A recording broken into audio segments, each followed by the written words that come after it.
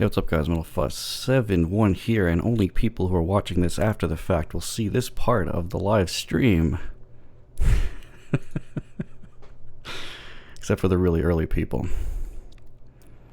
Good, I didn't come up unmuted on my end, that would be very distracting.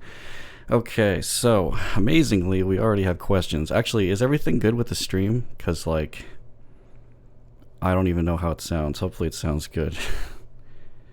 It's actually, oh, Cześć to you too. Greetings from Poland, he says. Yeah, because I always have my mini DSP ears plugged in, and I always worry that's going to go live and just destroy everybody's ears because it sounds terrible without the compensation. Anyway, yeah, let me know if the volume's good. I don't have a DBX 286S yet, and I knew Julian Kraus was going to show up as soon as I said that. That is hilarious. But if I clip, I'm sorry, I might clip occasionally, so I'm going to try to average it at minus 12. Anyway, okay, so the first question, somebody's already asked me, so I guess he gets some priority there, is HD 650. Many say it's bad for metal music. What's your opinion? What's your top choice under $500? And is it slightly better sounding than the 6XX? That's a lot of... because the new facelift 2019 models came out. And so people are wondering if there's any difference or whatever. As far as I know, there's no difference with the facelift models. But I can tell you that the 6XX and the 650 sound the same. Because I actually had both of them and I just sold the 6XX. Yes, they're all made in Romania now. That's also a difference that's happened recently. But as far as I've heard, the quality doesn't seem to be any different. But I don't have any Romanian ones, so I can't personally confirm that. But at least the Irish ones sound the same, the 6XX and the 650. So main reason I went with the 650, which is sitting right there, is just I like the way it looks better. That's really no other reason. They sound essentially exactly the same, the mass drop version. But also some people say it's bad for metal. Yeah, I don't really understand that because also I'm gonna have to adjust my webcam. That does look a little bit bright. Anyway, yeah, the upper mids are a little bit forward, so I don't see why people hate that, because if you're listening to metal, maybe you want to bring the guitars forward. For me, I actually want to even out the mix where metal's very mid-heavy, so bass and treble I want emphasized a bit. So that seems a little bit odd for me for metal. So I could see why some people, it just depends on how you prefer to listen to whatever the genre is, really. Oh, wow. Can't believe how many people we've got. See, this is exactly why I stream at this time, so that I can try to get as many countries as possible. So looks like that has worked. Hello, everybody. Zdravstvuyte and Cześć, and I don't know any other Slavic languages. Actually, I don't know any. Those are just... hellos. We're very poorly pronounced. All right, let's see. Here we go again. I'm going to say let's see. Take a shot every time I say let's see, and you're probably going to die by the end of this stream. Nadviso HP50 versus the M40X. The main problem about the HP50 was, and I was going to review it, but oh man, the comfort was just so bad. Like the ear cups were just not big enough. And it just was painful. They don't swivel enough to be comfortable. Otherwise, they might have passed. But I didn't even think the soundstage was that good, so I'm not sure what all the hype was about there. Maybe Tile has small ears. I have no idea. I never met the dude. Greetings from Uganda. Wow, that is incredible.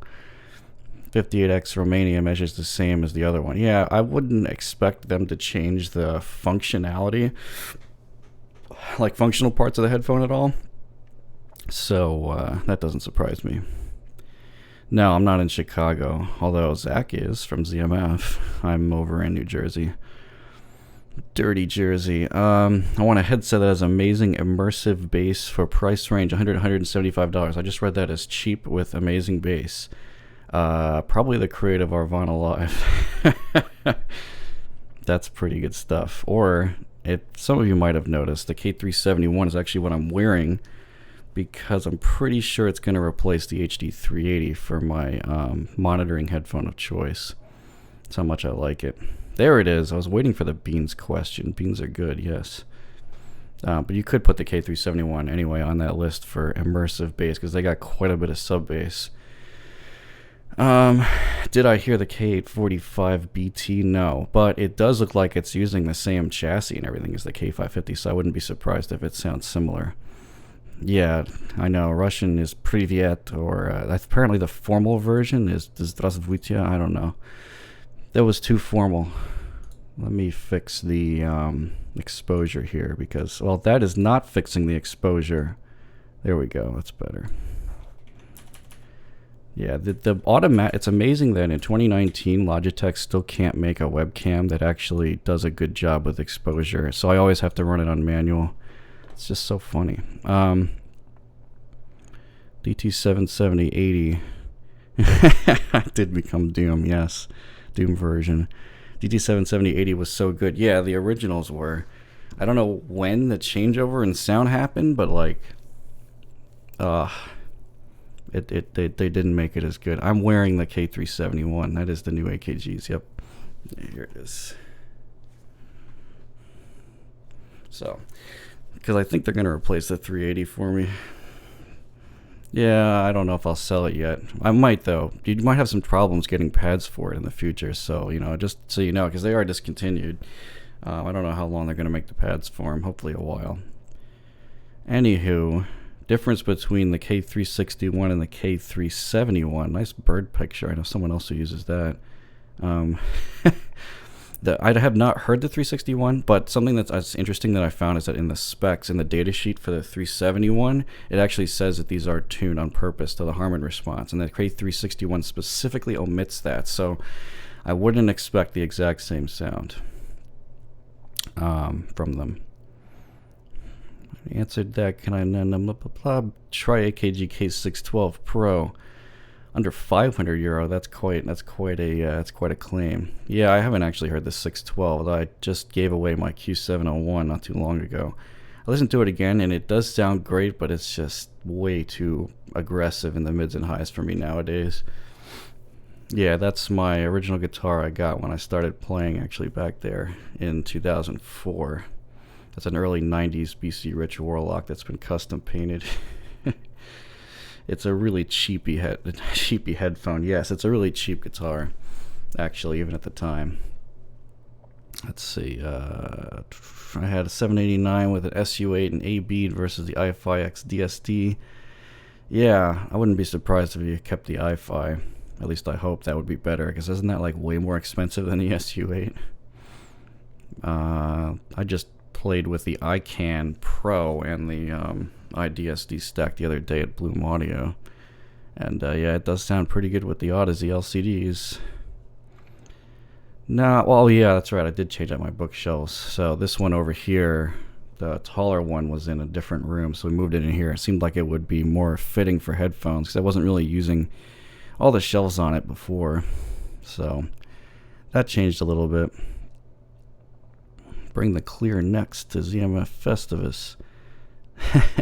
Alright, we'll see how that does. I haven't heard much about that, the clear next, although I know it exists. That's about all I know about it. I haven't seen anyone actually review it that I trust, though, yet. HP50 has a nice vocal. I mean, the response is not that far from Harman. That part is true, but I just couldn't deal with the clamp force and the size of the cups. They just weren't deep at all. 5 favorite guitarists. Oh man, that's too hard to pick. I can give you 5 guitarists I like. The late Jeff Hanneman, Mick Thompson, let's see, who else? Basically all the metal guys.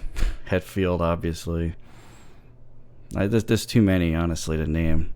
But putting me on the spot, I already forget. All of them I could name. Wes Borland's actually incredibly underrated as well.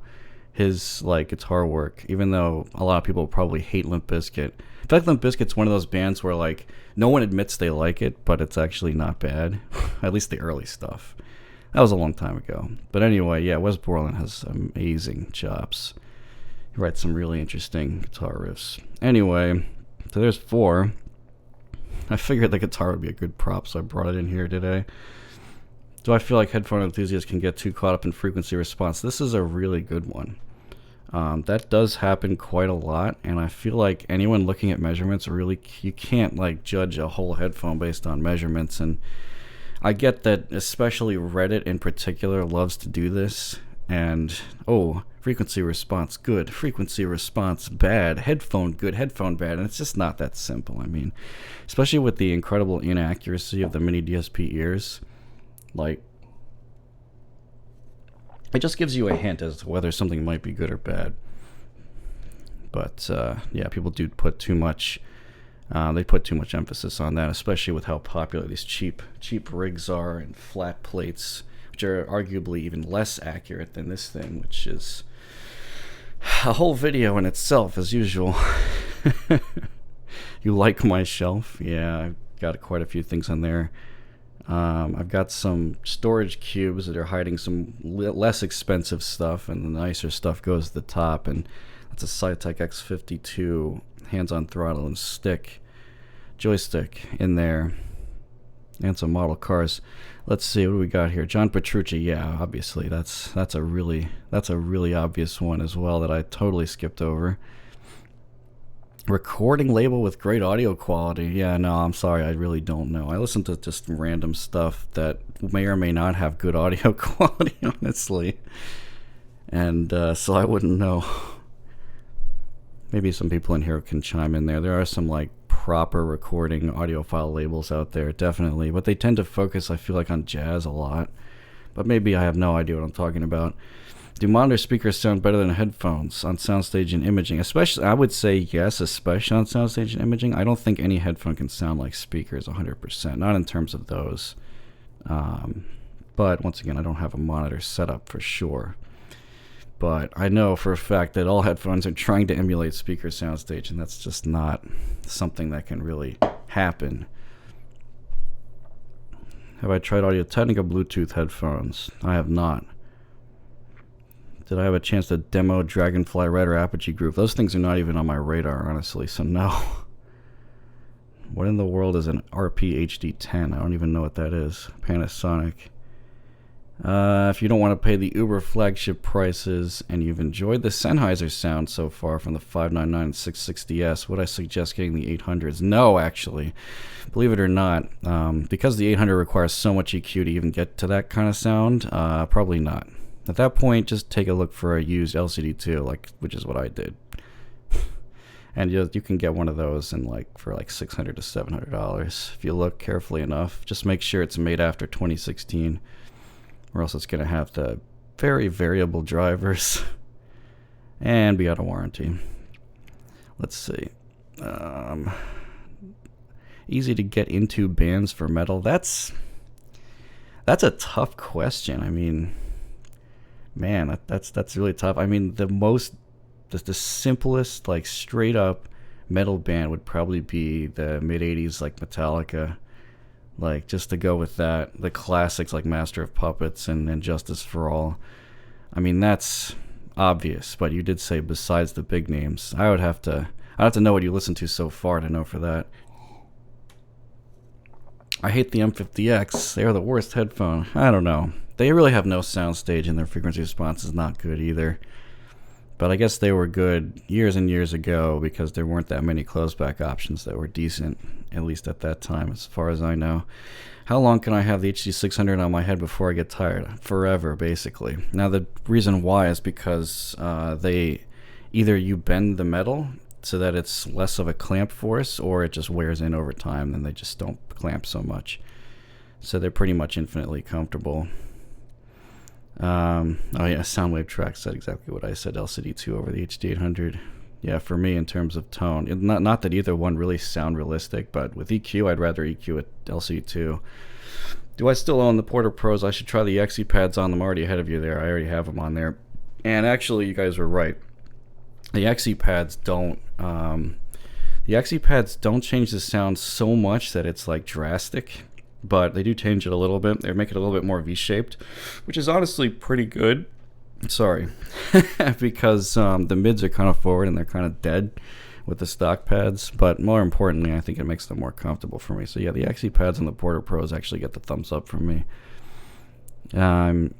Have I tried the 681 and 668B? I have not tried the 681. I have tried the 668B, and I guess it's okay. I mean, it's really bright. It's got this like giant 7K peak or something.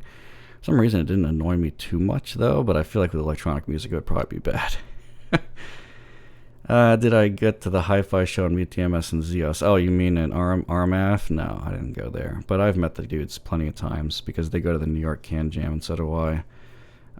Julian Krause says, I'd be interested in a video about the mini DSP ears from you. There's actually a really good article that somebody wrote about them. Actually, not somebody. It was Brent Butterworth wrote a whole article about the ears. So if you want to take a look at the limitations of it without me having to make a video, then that would be what I suggest.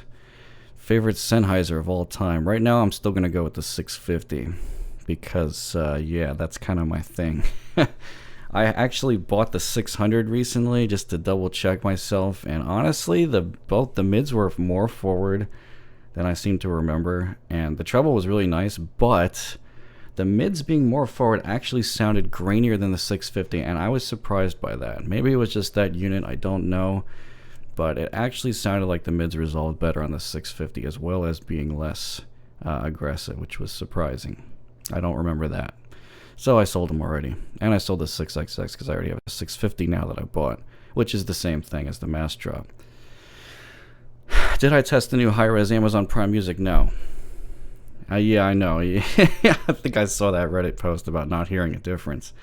Honestly, if the master is the same and the compression is good enough, I would say that like most people probably won't even notice Spotify compression, to be honest.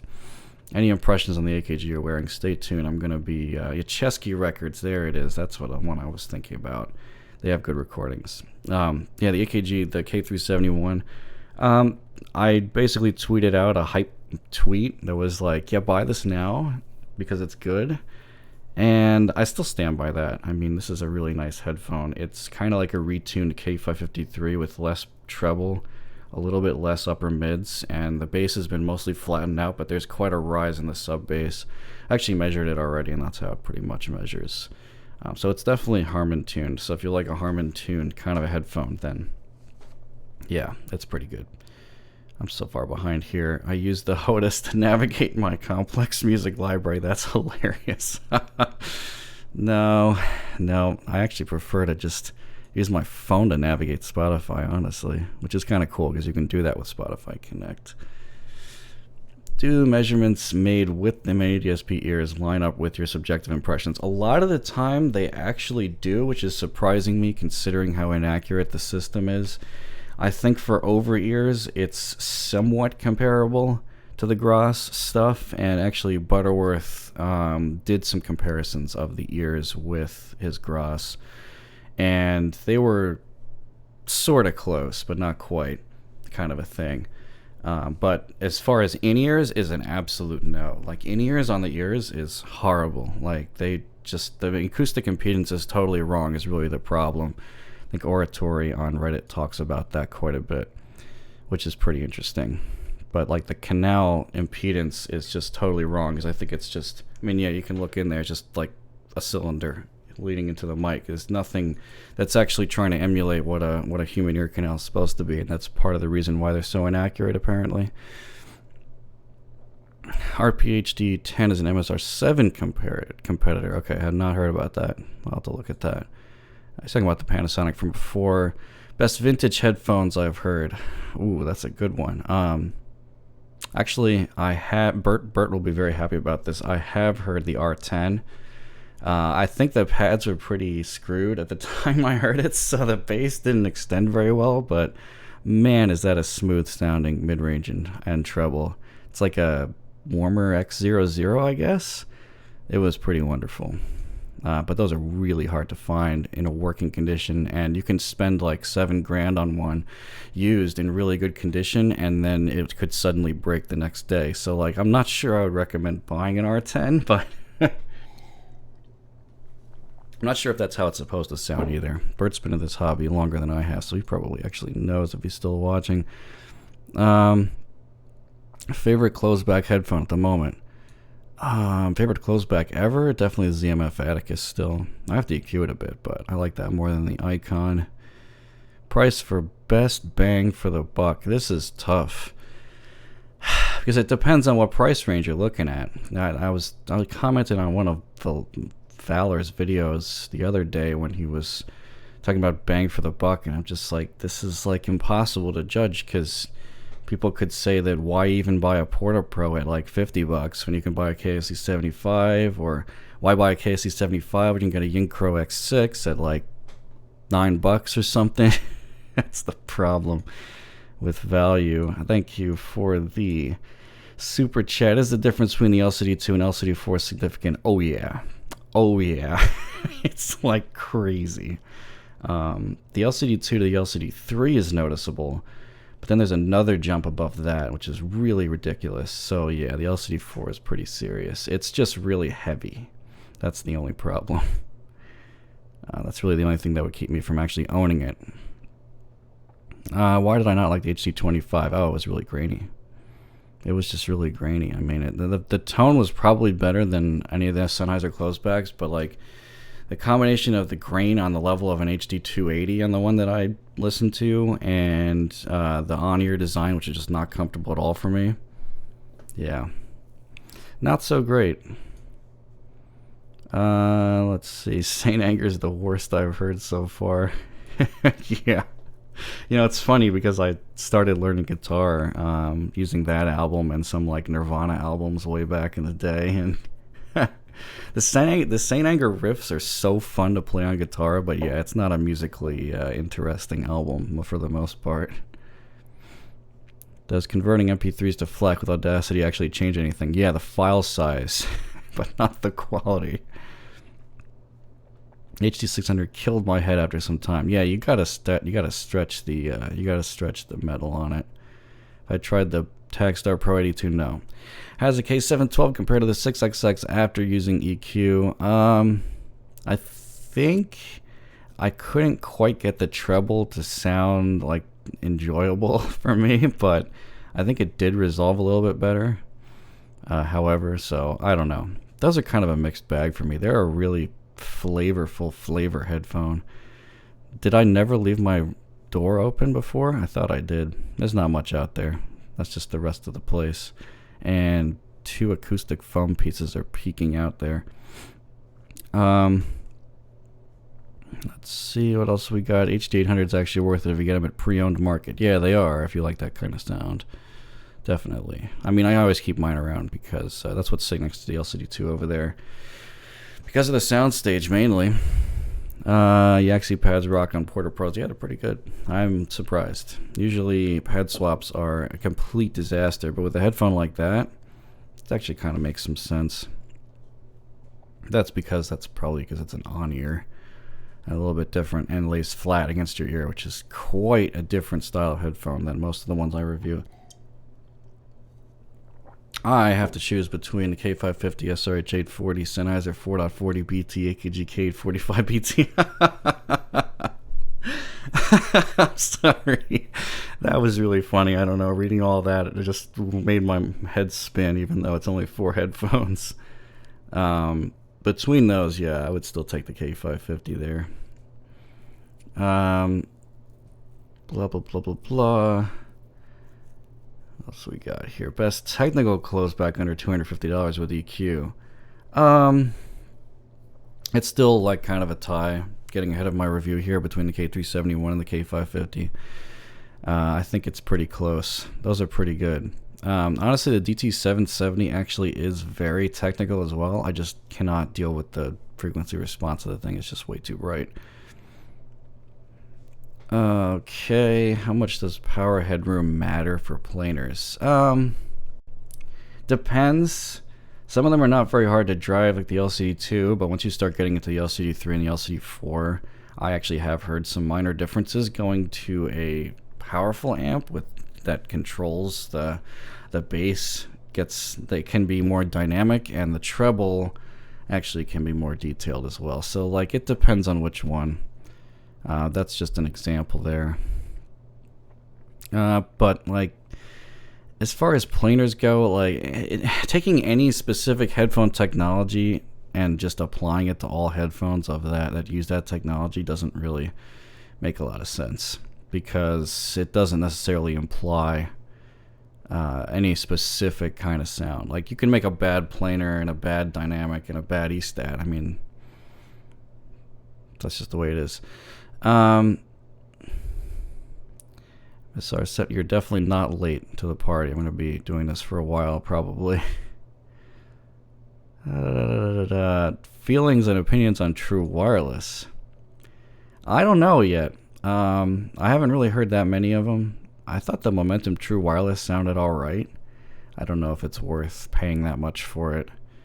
It just seems that's the way that, headphones are going now, because, Bluetooth everything and no headphone jacks. So I'm not surprised to see them taking off, but, I mean, I don't have any use for them, really. Have you ever tried the HE500? Yeah, that was one of the best headphones I ever heard early on in the hobby. It was really incredible.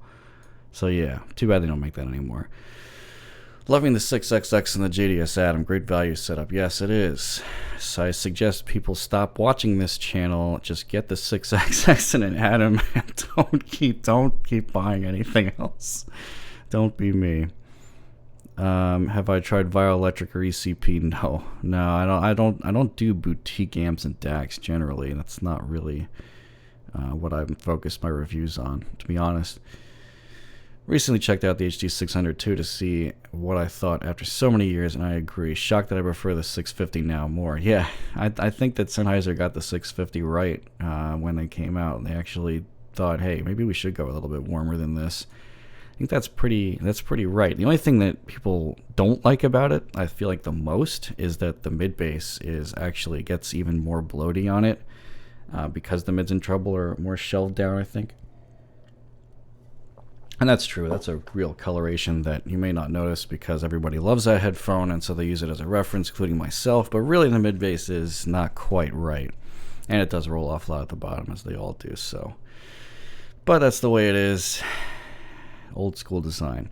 What's the best LCD2? Yeah, they do differ from revision to revision. I have not heard the 2.2 or actually even the pre-2016 phaser. And then there's a post-2016 phaser. I've only heard the post-2016 phaser and then the LCD2 Classic. And I still definitely would take the phaser model now, its current state, because my LCD2 is a 2018. And I would take that over the LCD2 Classic, but I haven't heard a good LCD 2.2, so I can't say for sure if this is the best one they make, because a lot of people seem to like the earlier ones, but the drivers were so unreliable, it can actually be hard to find them. Try the Focalisia. Yep, that's on my list.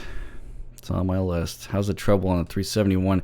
It's not very aggressive, actually, at all. It is quite sensitive to positioning on the head, though, so it's worth playing with. Can we have a room tour? The place is not really set up for that, so probably not today, but maybe eventually. Plus privacy reasons. I don't really want to walk around showing you guys everything here. Have you ever tried the Hi-Fi Sundara? Yes, but I didn't think it was really that much better than the 4XX to justify the price, though. It's kind of like my consensus on it, but I haven't actually had one at home. Have I tried the 10T2 or planning to? No, not really. Not really an IEM guy, but I'm thinking about doing the LCD i3 and the LCD i4, though, because they're pretty odd headphones, and just genuinely interested in them because they're oddities, obviously. Thoughts on the 599 SE? Yeah, it's the same thing as the 599, if I had to imagine, because they did the same thing with the 598. I think they had a 598 SE and a 598 SR. They're all the same. Those two are the same headphone as the regular 598, and I would imagine the 599 SE is the same thing as the real 599. Ah, Sennheiser's naming convention. But yeah, $129. I think that's a really good price. Have I heard of Bayer T5P? Only briefly. I mean, it seemed like the resolution was pretty good, but I wouldn't be surprised if I brought it home and then the treble just killed me again. I don't think it was quite as painfully bright as a T1, though. R10, best mids of all time. Yeah, man, I really gotta... Somebody's gotta send me one of those, but I'd be... Oh, man, if I owned one of those, they would never leave my place. So that's gonna be hard. Best close back around $100. I'm still going with Creative Arvana Live on that. Which ZMF open back and closed back for the if I'm most obsessed with gargantuan soundstage? The Atticus does have a larger soundstage than the Icon, I think partially due to the different pads between the two. So that one has the largest. I have not heard the Verite C yet, or the regular open Verite. But apparently the open Verite has one of the largest sound stages of any headphone from what I've heard. Maybe even better than the HD800, I don't know. I'm hoping. Really? Oh, Flux says no ZMF has a massive sound stage. Really? That's pretty interesting. The Auteur had a pretty decent one, but it wasn't like mind-blowingly large. I thought the Verite was better. Maybe not. Anyway, we'll find out when I actually review them. What about Night Owls? Are we going to go to AudioQuest now? Actually, the frequency response sounded a lot better than the Night Owl the one time I demoed it briefly at a meet, but that's all I can say. I don't know much else about that. There's no shortage of 10T2 reviews. Yeah, I mean, with cheap stuff like that, sometimes you just have to roll the dice and just buy it. Although I would trust, if there's anybody I would trust, it would be Critical. His site at reviewing IEMs is very well done. So I don't remember what he said about the 10 IEMs. I don't remember which one he likes the most, but he's got a very accurate IEC compliant coupler for IEMs. Is it even called a coupler? I think it is. So you can trust those measurements he has. ZMFs can get very wide with bright output transformerless tubes. I don't know. I don't mess with the OTL tube amps, but I have definitely heard that ZMFs are good off of them, and Zach seems to agree with that as well. The Reddit post about Biodynamic changing the plastic on the 770 around 2017 and 2018. OP indirectly caused them to revert it to you. And yeah, I saw that, but I'm not sure if the plastic would make a difference in the sound because I'm pretty sure they're quite heavily damped with foam inside the ear cups. So, yeah. I don't know if that has anything to do with the sound quality. Not sure. I've owned most of the ZMF. Yeah, that's right. I just read that. How am I such an awesome YouTuber? I'm not. I put the least effort into this stuff, probably off of all the other YouTubers. Like the amount of B-roll and expensive cameras people are using nowadays. My channel is just like vintage YouTube at this point. But maybe that's what people are looking for. I have no idea. I don't really care about the presentation as much as it being efficient and the material is there. This isn't supposed to be an exciting channel. I'm supposed to be helping you to make decisions on what to buy. I guess that's what people want. I don't know. You tell me. What are the best headphones for classical music? Ooh, that's a good one. I would probably pick the K702. That's just got a really unique sound to it that sounds just friggin' awesome, especially with piano stuff as well. Does a headband on a 371 bother you? Nope, not at all. You know, a lot of headphones don't bother me with these headbands. Probably because I have plenty of hair going on up there as like a buffer. But it depends. Some people just can't deal with leather headbands either, or pleather headbands at all, but I haven't had much of a problem with that. Have I heard 10? Everyone is asking about the 10 IEMs. No, I haven't heard any of those. HD650 or LCD2 Classic. I mean, the LCD2 Classic is an upgrade in some ways, but the frequency response is just not as good and as clean as the LCD2 Phaser. So I would just buy a used LCD2 Phaser, which is what I did eventually. Here's another one. Do you consider reviewing IEMs in the near future? It's amazing how interested people are in in-ear headphones. You know, honestly, I'm just going to forward you guys to Critical. Crin is just the IEM version of me, pretty much. So if you're looking for a review on IEMs, that's probably where you can go, so I don't have to do it. I have iSigns, and even though they're portable, they benefit a lot from using them on a desktop amp. Yeah, you know, I wouldn't be surprised. I really definitely want to review some of those Audeze in-ear open-back planers. It's really cool. It might be even a way for you guys to avoid the weight if you're weight sensitive of the big LCDs. Can I drive the LCD4 in a portable amp? It's got to have a lot of juice. I guess if you had like an DSD Black Label, although I've never tried that combination. I wouldn't be surprised if Flux has with his, though. But if you try that, that might work, because that's got a ton of power. So plenty of headroom there. If I can choose just one open... Oh my god, I just lost my place. If I could choose one open headphone, I think is what... Yeah, there it is. Which one? Yep, still LCD4. Although I wouldn't be able to listen to it for, you know, hours and hours and hours on end, because it's pretty heavy. But that's, like, my favorite so far. Let's see. I really want to get into biocellulose. CMF's not having sound stages is a shame, coming from Argons and K702. Yeah, those do have pretty wide sound stages. Yeah. The Audiphile is a really nice headphone, but yeah, it's not like blow your mind away soundstage wise. It's pretty decent though. But it is expensive for what it is, of course. What the hell is the LCD24? I'm glad you asked that. Because this is the LCD24. And no, I probably won't review it because it's not that good. There, now everybody's triggered. Did you come around to getting yourself some IEMs to review? No. It's another one. Oh, and to ask what it actually is, yeah, it is an LCD4Z diaphragm with the LCD2 magnets. New shelf, yeah. Well, I swapped shelves with a different room because this one made more sense to store headphones on. Chose K550. Problem, they are not portable. I mean, they are pretty portable. The problem is the cable's too long for that. I think they made the K551 to try to fix that problem, to have a shorter cable. Sorry guys, I'm just switching mouse hands here. Someone should send you an ER4. Yeah, I definitely want to hear those, because that's supposed to be the neutral IEM, even though some people don't think it is at all.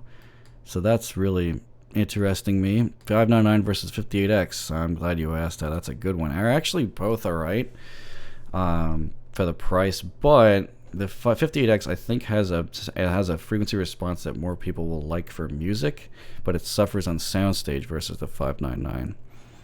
So for gaming, and if you need positional audio for gaming, then the 599 is good. And if you absolutely can't spend the money for a 6XX, which I highly recommend, then yeah, okay, you can go with the 58X. You think it's possible someone inventing a headphone that has a room big soundstage? I don't know. That's kind of what Sennheiser, I guess, tried to do with the HD800, but oh man, the frequency response of that thing. Is a DT1990 fun to listen to? No, not for me. It's definitely not. Whoa, podcastage. Podcastage with the verified badge. Now we're getting serious. Wait, they didn't unverify you? That's funny. I saw that. Thank you for the super chat. Wide A55 headband comfort privilege. Oh, I get what you're trying to say there. Yeah. Maybe that's why. Maybe people with like narrow heads just don't have or just can't deal with headbands as well. I guess that makes some sense. It depends on how they're shaped, of course. Do I upgrade my power cords? No.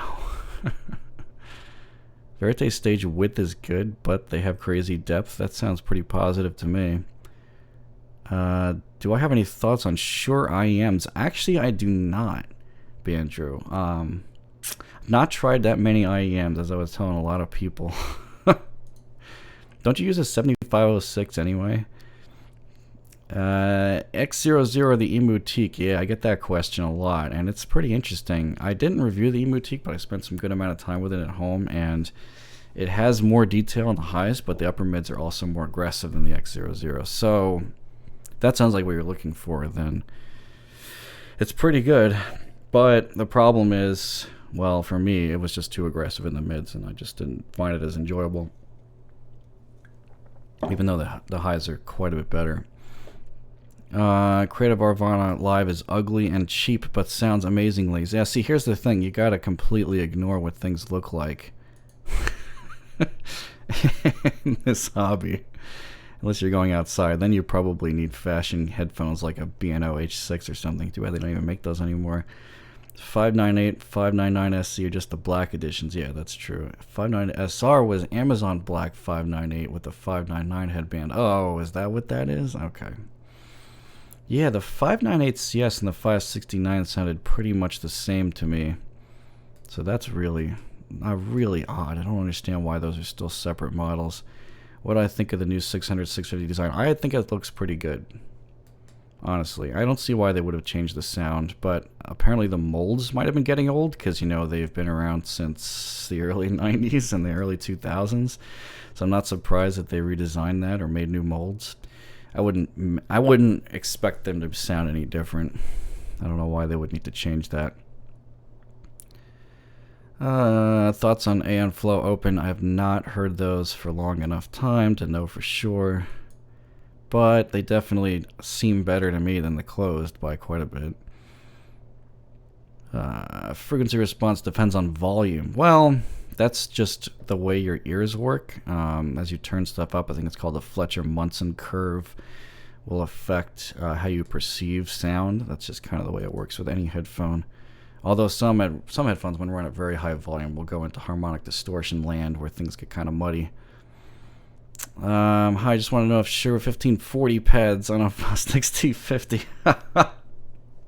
I actually don't know that much about T50 RP mods. I just know that I don't like them. Pretty much. Period. End of sentence. Stax L300 headband snapped. Oh my god. Yeah, those things are cheap feeling for how expensive they are. Looking to replace them with something. Thinking about HD 800. I don't know. I guess you could try that since stacks are kind of lean sounding. But I don't know for sure.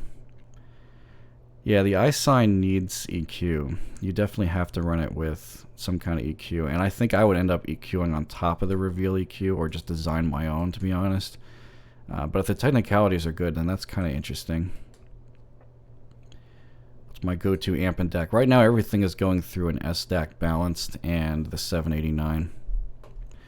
X00 or the Emutique. Yeah, I answered that already. iFi Micro will do. Yeah, I think that's what I was talking about. Oh wow, I'm so far behind. I'm sorry, I totally missed the super chat. ER4X is very coherent sounding, like Tile said, but probably a bit too dark. Really? That's surprising. I thought they only increased the bass on the ER4. The ER4XR rather than lowering the mids and the highs. So that's interesting. Let's see, where was I here? X-Can is enough for the LCD2. Yeah, you don't need that much for it. What audio gear do I recommend for metal? Depends on how much you want to spend. It's a little too general of a question. Stop listening to metal after you became an audiophile. Yeah, getting good metal with really good mastering is very difficult to come by. I have no idea. I'm sure some people in the chat will help with that one. The iSign 20, they're amazing, but love power. Yeah, I don't know. I don't actually know how sensitive or insensitive they are. Hopefully they're not too insensitive. But you definitely need to EQ them. You cannot listen to that thing without like the correction. I can't imagine that sounding good at all. 660S, but looking to get a pair of closebacks under 1,000. Used Atticus. That's probably what I would go for. What do I think of the Abyss AB1266? I heard it only briefly at Can Jam, and honestly, the frequency response just didn't sound right to me at all. So probably it wasn't positioned right on my head, which is apparently a problem with those. But that's all I remember. LCD24 equals LCD2 4x the price. That's hilarious. I'm just, it's so disappointed with the 24. So disappointed. It just sounds like it's brighter than the 4 and the 4Z, but the problem is the air just drops after this like treble peak at like 9K, which is just full of haze, and I just can't understand why this is so expensive. Apparently one of the reasons why the Odyssey introduced it at all is because it improved on the soundstage of the 4Z, which I also have on hand now, but barely. But like, I just don't understand the price is so far up there for what it sounds like to me. And yeah, I'm just not a fan. Best amp for the 650. I'll let the amp fiends answer that one. What's the best Fostex variant? None of them. Actually, the only one that sounds good to me at all, because it's heavily modified, I think even the driver's modified, is the ZMF Ori. And even that is meh. It's not really that great for the price, but I mean, ZMF stuff is expensive to begin with, so that's not the whole reason you buy it. But I don't think that anyone's made a T50 that sounds better than the Ori overall. That was kind of the best one that anyone managed to make that I've heard. And then of course there's abominations like the Dakoni Blue, which might be the worst headphone I've ever heard. That's a good topic. I'm surprised someone hasn't asked me that yet. Have I heard the LCD GX? No, not yet. It's not really just a strapped microphone and LCD. It looks like it's an MX4 with single-sided magnets, which doesn't give me a lot of hope because I don't like the MX4 from all the times I've heard. When I say the 6XX, do I mean the Sennheiser series or Mass Drop? I'm talking about the Mass Drop. The Mass Drop one. Yes, these are the K371. Nope, I'm going to review them soon, so you'll hear about them more later. 7506s and 650s, but at work I use IEMs. Ah, I gotcha. Okay, Andrew, I gotcha. Yeah, IEMs are pretty convenient for work. I actually just bring in ZMF Atticus to the office because I'm nuts, so that people can look at me with giant headphones on and be like, that guy's nuts. Lack of access that keeps more reviewers from the 009S. Yeah, as far as I know, Stax absolutely does not send out review units. I've never heard of them doing that before. So that's one problem for sure. And not too many people own those because they're like $5,000. So, yep, not easy to get a hold of a 009. Have I ever tried the TH900? No. I want to, though, because especially the Mark II with the X00 pads or the 610 pads is supposed to be pretty good sounding and not insanely crazy bright like they're supposed to be with the stock pad supposedly. 598 CS sells more than the 569 because it has a higher number. You know, I would not be surprised with that. Thoughts on the HE500? Yeah, I talked about that earlier. Those are just really good. I think the mids were kind of weird in that they have that 2K dip that the Hyphemans have. But instead of having a bunch of 6 and 7K peaks going on in the treble like a lot of the new Hyphemans do, I think they just had one at 10K and that was it. And it was real clean up top. So the HE500 is just, oh man, I don't think they're going to ever match that. Not at the price they used to sell them at. Yeah, AKG, the reason why AKG is not competing at the flagship tier, and the reason why they're behind is because their original engineering team left. So now Harman is just trying to pick up the pieces from what they got. As far as I can tell, the K371's probably using a K553 driver that's been retuned. Fletcher Munson isn't the standard anymore? Oh, that's pretty interesting. I don't know enough about that. Yeah, I don't know what the spammer was. That was kind of funny, though. I guess he got rate limited. How does the Cal compare to the Porta Pro? That's pretty different. The Biocellulose driver has quite a nice amount of slam, and as long as you don't turn it up too much, because it will harmonically distort. It's not the best driver in the world. Whereas the Porta Pro has much warmer highs. Like the Porta Pro is like darker than a 650 easily. And the Cal and the Porta Pro have similarly forward mids, but the Porta Pro's is a little bit off. It's got a little bit of a peak at 2K instead of the usual ear resonance 3 to 3.5K, like the Cal does. So they're pretty different sounding, but they're both a really good value. And the Cal's more closed by a lot. It's not completely closed though. Would I like a Stax or something from ZMF like the ALS? Oh, you mean you want an ALS? Sorry for mispronouncing that. Is that a comparison? Like, which one would I like more? Probably the ALS because the L300 just doesn't sound good. Like, I was shocked at whatever was coming out of that thing when I tried it at CanJam, so I really hope it doesn't sound like what I heard at the show, because the L700 sounds like totally different headphone, like way better frequency response, so I don't know what's going on there. Metal with good mastering tool. Yeah, there you go. Man, I really am behind in the chat. I'm sorry, guys. I'm trying to answer everything as fast as possible. I think this is the most viewers we've had, like 125. Jeez. It's pretty good. 598CS 100% made to ride the consumer popularity of the 598. It's even priced at the 598 Amazon sale price and was released before the 569 is out. Yeah, that sounds about right. Not surprised. And it really doesn't sound anything like a 598CS. It's just, the mids are just, they're not good. I don't like that headphone at all. Sennheiser just, I don't know what it is with Sennheiser and closebacks. They're just not impressive at all. Happy Sunday. Happy Sunday to you, too. What do you think of the mastering quality of the new Periphery album? I have not heard that yet. I like those guys, but they're pretty prog. I like 4/4 stuff more than the prog metal, believe it or not. Smart People music confuses me. Metal 571 2019. What do you think of them? I just read that. I'm looking for a closeback headphone. Use HD800s for gaming. LCD2Cs as daily music. And you're going to spend $1,000? Yeah, again, probably ZMF Atticus. That's like my favorite headphone for a closeback still. Used, that would be quite a good option.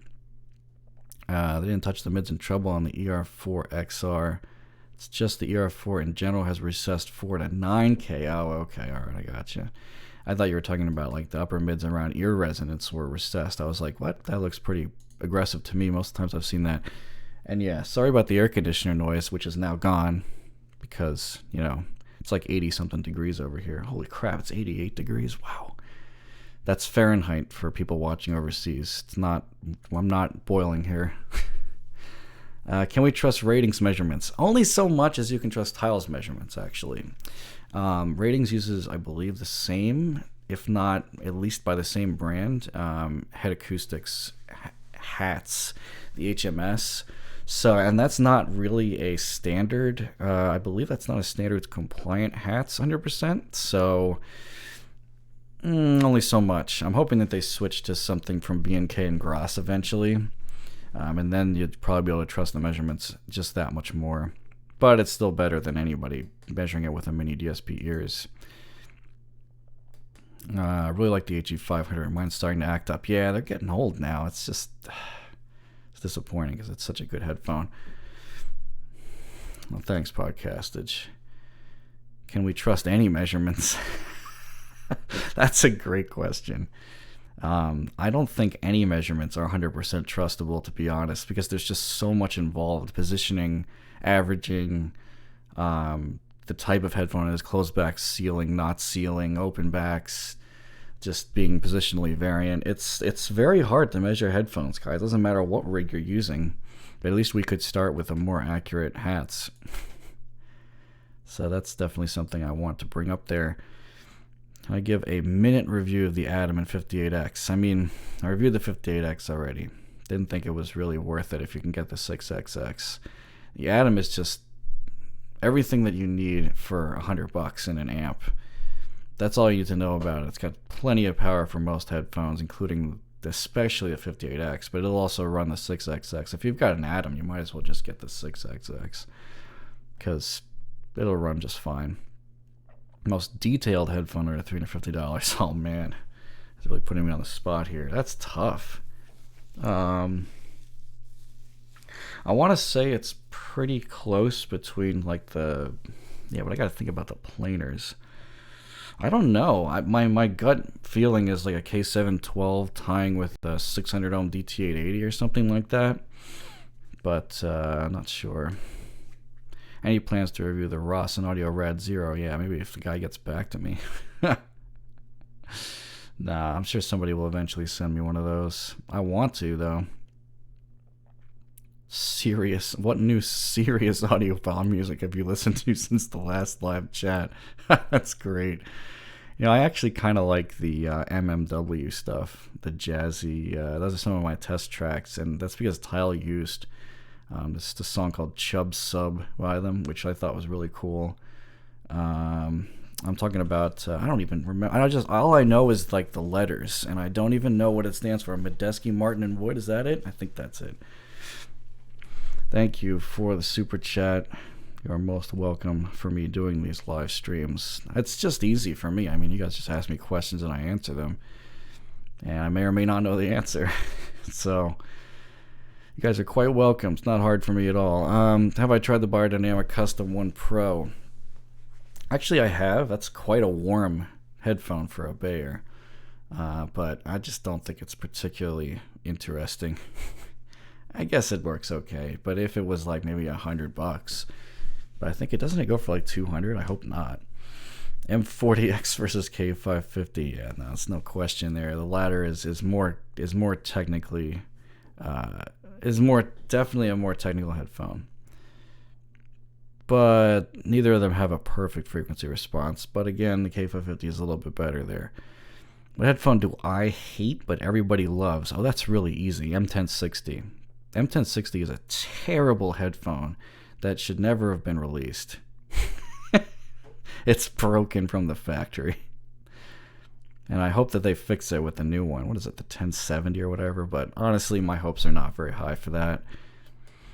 Am I a serious audiophile if I listen to Diana Krall? You know what's funny about that is I had no idea who that even was, but then I saw it at like every Can Jam booth when I went there to New York earlier this year, and I was like, oh, that's a thing. Wouldn't have even thought of that person. It's a shame that AKG fell out of the game. I love their K550 Mark II and the K701. Yeah, they just kind of died out. I mean, the K812 was an abomination of a headphone too. Just so bad. I think the best headphone AKG made of the latest stuff was probably the 712, and after that, not so great. Unless the K550 came out after that, which it might have. That must have been one of the last headphones made by the original engineering team, which is now known as Austrian Audio. I think Podcast is just actually looking at their mics and headphones right now, so that should be pretty interesting. Yeah, Custom One, this is exactly right. Custom One Pro is the most listenable Bayer, but like not resolving, hazy, and you can break the 16 ohm drivers. Really? Oh, I guess that makes sense because they're so low impedance. That's quite interesting. Yeah, it's just not a very resolving headphone. It's probably because the voice coil is so heavy on them. In order to get a dynamic driver to go down to 16 ohms, you got to have a massive number of windings on there, really thick, which makes the moving mass quite heavy. Makes sense. That's actually why the higher impedance Bayers are more detailed, because their moving mass is lighter. A DT80 review, I said they were on comparison to the K701 and 650. Yeah, they still are. I think that's still quite the mid-fight trio. At least I thought. See, it's funny. A lot of people have quoted me as inventing that term, the mid-fight trio, but I thought I read it, not Reddit, but I read that from some other review that somebody posted a long time ago comparing them. Anyway, yeah, those three are still. They're not really the same at all, but each one kind of fills a little nice little niche within the dynamic open back for reasonable money category. What headphones at $500 is an upgrade from the 4XX? You know, honestly, I'm just going to say get the 6XX. But you probably won't like it if you like the 4XX already, because that's quite a bright headphone. I guess the Sandara would work, but I haven't heard it at home, so I can't say for sure. Oh, you know what I'm missing here? The HE560 V1. That's probably where you should go from there. So I keep hearing that that's better, at least according to max settings anyway. Lawton Audio Mods. I have not heard any of those. What is my portable amp? I don't really have one, but I have an ES100 just to play with, kind of. It's pretty cool that it has balanced out and surprising amounts of power, but I mean, the DAC and amp in it only sounds okay. Like, I can actually tell the difference between it and good stuff, believe it or not. What JKG would you recommend to add to the collection? It depends on what you have already. Measurements are only with the single sign frequency. Doesn't tell you how the frequency sounds when everything's playing at the same time. There's a lot of research that has tested that, multi-tone tests, and all of it pretty much concluded, as far as I know, from some people I've talked to, like Mad Economist, the guy who runs, what is that called? Cascadia Audio. He has some serious knowledge about AES papers, and as far as the single sign versus multiple sign, apparently headphones have been proven to be measurable with single sign testing, and there's no real advantage to playing multiple at the same time. I don't know. That's just what he's told me. What have I noticed with the Atticus between 789 and Atom? I really have not. I really have not noticed. I haven't even tried them side by side either, which I would have to do. Will I be getting a vocal erupt? Oh boy. Probably not, unless somebody sends one. It depends on if I get my other reviews done first, which is already hard enough as it is. These live streams are much easier to do than putting a review together, clearly. Bose Quiet Comfort 2. Oh, is that the, you're talking about the QC25? I don't know, wait, you're talking about the QC35, probably. Yeah, they have pretty good noise canceling, which apparently has been nerfed as of the latest firmware, which is bizarre. So the Sony is apparently a good option as well. But I haven't heard them at home, so I can't really give too much of a thought on that one. 660S for 220 euros. Are there better alternatives in the budget? Yes, 650. But then again, it sounds like you're not in the US, so mass drop is probably going to be massively expensive. And in that case, yeah, that'll probably be okay. Does anyone actually use the higher-end flagships in an actual studio? You know, it's funny. It seems like Odyssey keeps posting pictures of professionals using LCD4Zs and MX4s in the studio. I don't know if that's really true or not. I do know that there are some electronic music producers that use LCD2s and LCDXs quite a bit. But in serious audio music studios, I kind of doubt it. I have no idea. I think full-size headphones will start to have multiple drivers. Probably not. Last time I heard something like that was... I'm trying to remember now. What in the world was that headphone that had... I mean, the K340 or whatever it was, that was an early example. I really can't remember. Oh, the Dharma, the Enigma Acoustics Dharma was one, and it just sounds disconnected. I'm not sure if full-size headphones with multiple drivers really sounds great. The Meze Empyrean actually is one driver, but the difference is that there are two different kind of shapes and voice coil patterns on it, and one is supposed to be optimized for one range of the frequency response, and the other for the other range, I believe, is how that's working. But the Empyrean just doesn't compete with like LCD3 and LCD4 detail, unfortunately. So, nice sounding headphone, but I mean, $3,000's asking a bit much from sound quality alone, definitely. Best office headphone. Well, I actually used the ZMF Atticus in the office, but before that, I was using the K553. And because the K371 didn't exist, I didn't have that until now, so I think this is probably an excellent office headphone. Headphones I love, but everyone else hates. That's the opposite question from before. And a good one. Probably the... Actually, you know what's funny? The LCD2 kind of fits in there, because like so many people just absolutely cannot stand the mid-range of that headphone because it's so recessed. Compared to many others and how dark Odysseys are. So that's a funny one, but I wouldn't say everyone else hates Odysseys at all. Just a lot of people who like diffuse field will not like the way they sound without some kind of correction. So that kind of counts, but I definitely would say that the H6, and I think the Porta Pro is also a good example, because that headphone is just way warm also, and people will find it really bloated if they like the KST75. That kind of like, it's kind of like when you start out in the hobby, it's almost like people should buy a KST75 and then buy a Porta Pro and then tell me which one you like more and then just go up from there. It seems like that would help a lot of people. What's the best headphone shop I've visited?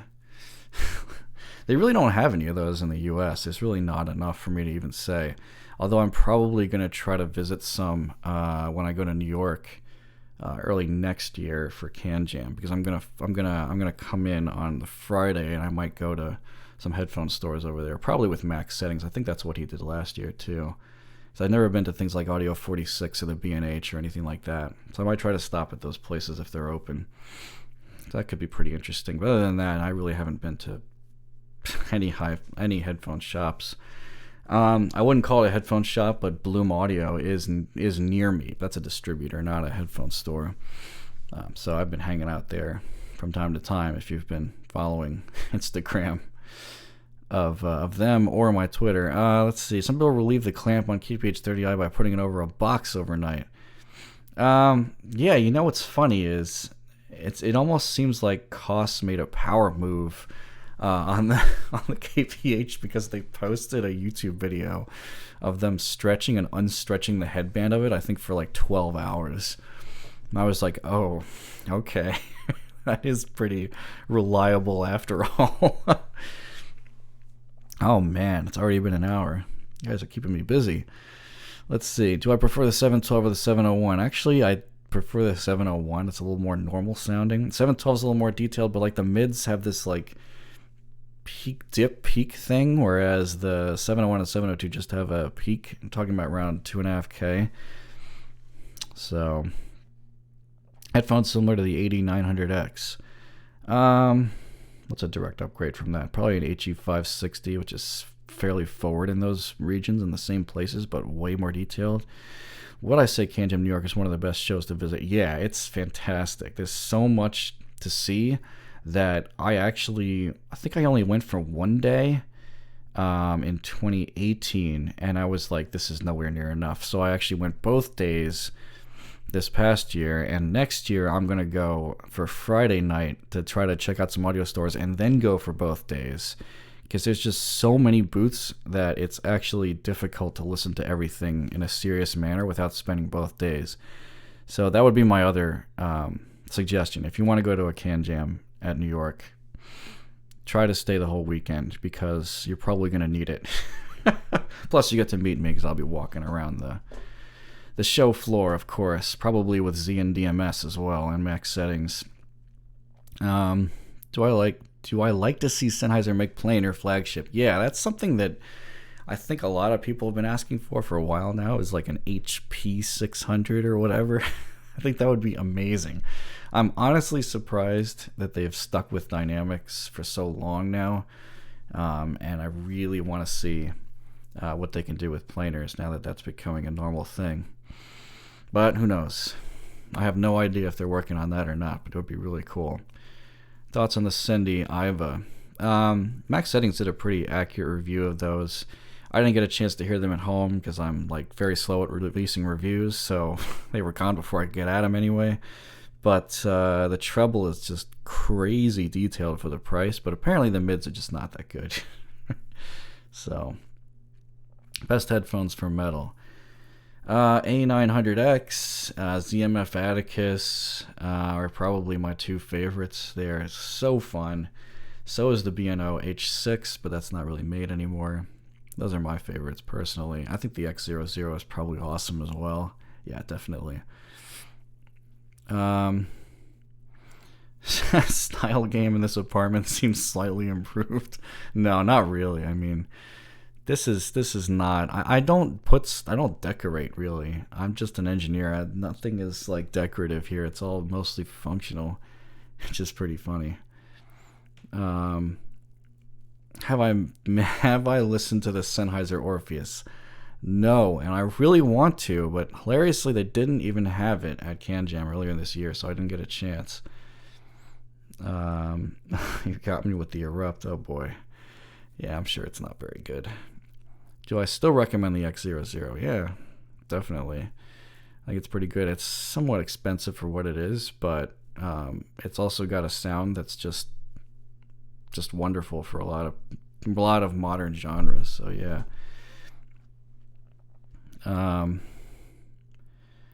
Just purchased a Neurophone. Should I cancel? I have not heard the Neurophone, so I actually have no idea. Who knows? Drunk purchases are the funniest thing. You gotta be careful, though. You might order an LCD4 randomly and be like, what happened to my bank account? Let's see. One more triple driver over ear is awesome. Ceramic tweeter is great. Really? Okay. I don't think I've actually ended up hearing that. Oh boy, yeah, it doesn't look like the Erupt is very good. Sorry guys, I gotta double check my my Nest thermostat here. There we go. Okay. I really need to get an Ecobee. You guys probably have some pretty awesome smart home setups yourselves, I would imagine.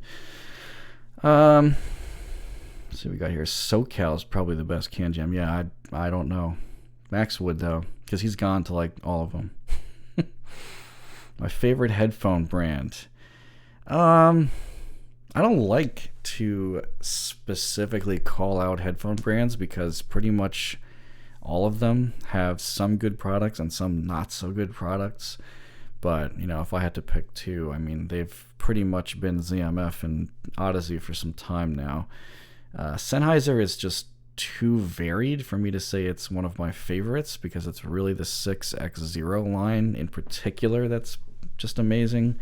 But then they come out with things like the HD820, and it's just like, no. So I don't know if that counts. But the other two, perhaps. If I had trouble finding new pads that don't change the sound, yeah, that's why I go with the OEM pads every time, pretty much. I don't think you really should be swapping pads in general on headphones to aftermarket because they definitely tend to change the sound too much. Cheapest headphone I'll be okay with as a daily. I think I've talked about this actually in the Porta Pro review. I was surprised how much I liked the Porta Pro, and I was surprised how low the bass went for being what it is. I didn't remember that it had some decent amounts of sub bass to it, so yeah. Probably the Porta Pro. Amazingly enough, it's so cheap that I could actually daily drive it. It is a little bit uncomfortable resting on my ears for very long periods of time. The XE pads tend to help with that, though, a little bit.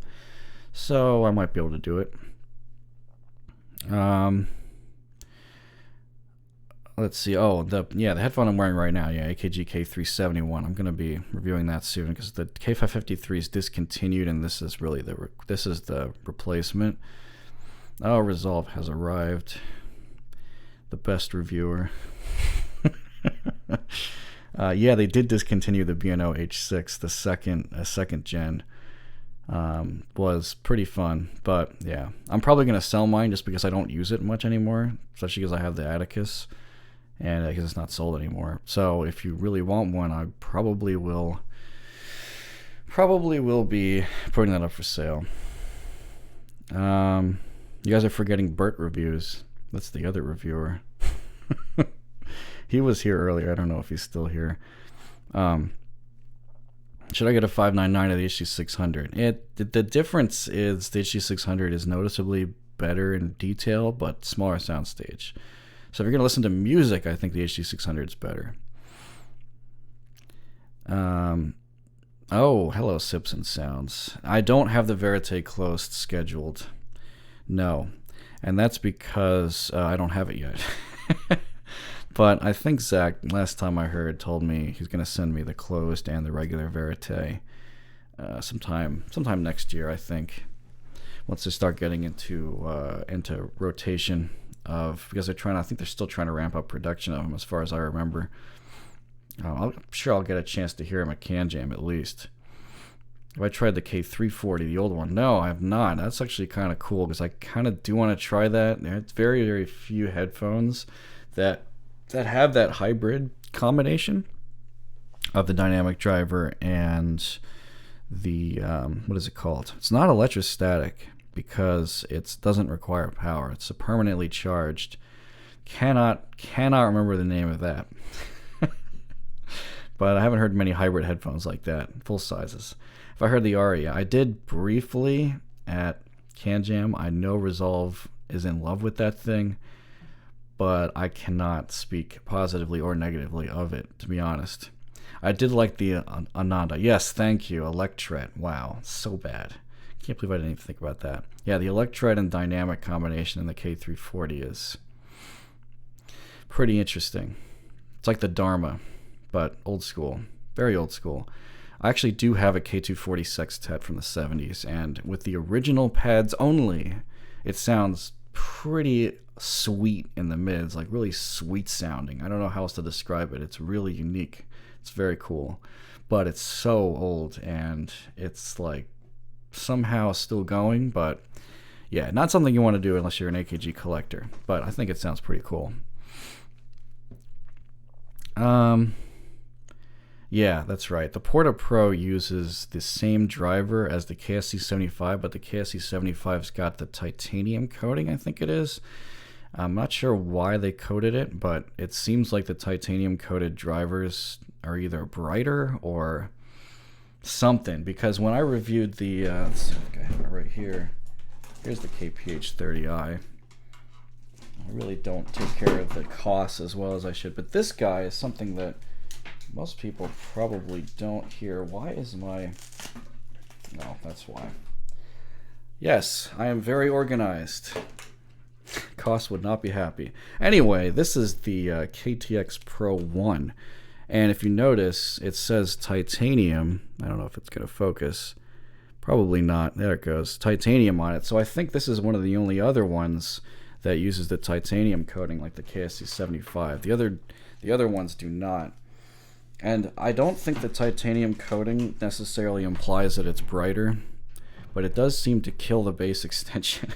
That's the common thread between the KTX and the KSC75 as far as I can tell.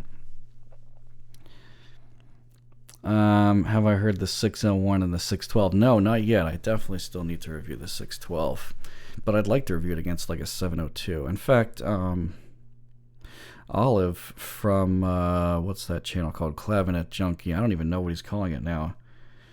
But anyway, he did a sound demo comparison between the 612, I think, and the 702. I thought that was pretty interesting. Olive's Gadgets, that's what he changed it to now. Thank you. I can't think today. I can talk okay, but I can't think. I don't know what's going on. Yeah, Max does have a YouTube channel. It's just called Max Settings. K553 Pro is still your top picks for under $200. It would be if it wasn't discontinued. So now it's a 371. So I'm probably going to end up selling my 553s because I really like the 371s. They don't need as much EQ, and they work great as a monitor. That's what I'm using them for right now, so I can hear what the mic is outputting while I'm doing this. That's really why I wear headphones in the reviews, if you guys didn't know. Have I tried any of the Final Audio design over years? No, I have not. Final Audio. Actually, Max, wasn't there like a D5000 or something at CanJam, but it was terrible? Something like that. I think that was the same brand. Maybe I'm going crazy. But yeah, it was way too expensive and not very good. Different D8000. There it is. Yeah, that was just... we put that on after, what was it, like the Susvara or something, and I was like, ha! Yeah, okay. Not even close, but it was really expensive still. Difference between 660S and HD700. The difference is don't buy the HD700. That's the difference. It's like an even more excessively colored HD800. It's really not good. I met Zach and his wife at CanJam London. They are like the chillest people ever, and his wife is just constantly hilarious. Just some of my favorite people to hang out with in this hobby. Every single time there's a CanJam, I just go to their booth, and like it's hard to get into their booth because the ZMF booth is like almost always swamped with people. But when I do, it's just constant jokes. The guys they're just so nice. I have a build quality is next level. Is it? It did look pretty good, and the cable it comes with is like ridiculous for the price point. That I will say. Do I use the balanced connection on my 789? Absolutely, absolutely. In fact, the reason why I bought that 789 to begin with is because the LCD4 just absolutely could not be driven properly by my Magni 3. Like the bass on it was just, it just became, the dynamics were compressed and the bass just didn't hit like it was supposed to. So I knew I had to eventually upgrade. That's why I bought the 789 in the first place. I didn't know it would become so rare, so I got in there at the right time, luckily. Let's see. Metal coating is for driver bass recovery and for better mids and highs. I don't know. The Porta Pro sounds like it extends better in the bass for me. There might be slightly more detail in the mids and highs, though. I think you might be right about that with the titanium coated COS 60 ohm drivers that we're talking about here. I did see the new Shit by Frost. I don't know. I just don't like that brand because they've released some stuff that's like very poorly engineered in terms of like being able to kill you with electricity. So not really a fan of that, but that's just me. Just picked up a Q701. Are you still a fan? I think it's really good. It's just not my kind of sound anymore. I just don't want to. I don't want to deal with that amount of brightness. But it's a pretty great resolving headphone, and they're just the right price. So no problems there. Watched all his review. Don't know if I'm biased as a K702 owner. Yeah, I think the K612. The consensus is that the frequency response is better than the K7 series, but I haven't heard it. Prime or Netflix? I have both, actually, and I have Hulu. Well, borrowing a friend's Hulu, and people share my Netflix. But honestly, the best video quality is probably Voodoo. Yes, that is super chat. Oh my god, Space. Hello there. But anyway, yeah, I think Voodoo's VUDU, for those who haven't heard of that, has some really great quality for streaming. But, I mean, if you really want to get serious with Dolby Vision and Dolby Atmos, you have to get the 4K Blu-ray player, of course. Impression on Cost Pro 4S. Have not heard that, but I've always been curious about those over-ear costs. Not so sure they're going to be great. Okay, this is something I need to address. No, it actually hasn't been asked 1,000 times before. I took down the DT 1990 review because I think I was I wasn't harsh enough on it. And the reason why is because that review came hot off the heels of hearing the Amaron and the DT 1770, which are absolute junk. And it was funny because Bayer sent those to me, and I just ragged on them, both of them. I was like, these are just, I mean, I had the DT 770 on hand when I reviewed the 1770, and I was like, LOL, not even close. Like, what did they do to this driver? It's so bad. And the DT 1990 is much, much better than those two, but at like $599, I just couldn't see that was worth it. And I would like to redo that review actually with a DT880 on hand as well, because I'm pretty sure the DT880, especially the 600 ohm version, can outresolve the 1990, no question. But the 1990 does have more bass extension, and I need to compare the soundstage. So really, that's kind of like that might have been an overly positive review. It's not the first time I've taken down reviews. I think I took down an old ZMF Vibro Mark I review that was way biased towards ZMF, and I was like, this is me being way too nice to a company because they were sending me something. I was like, this is wrong.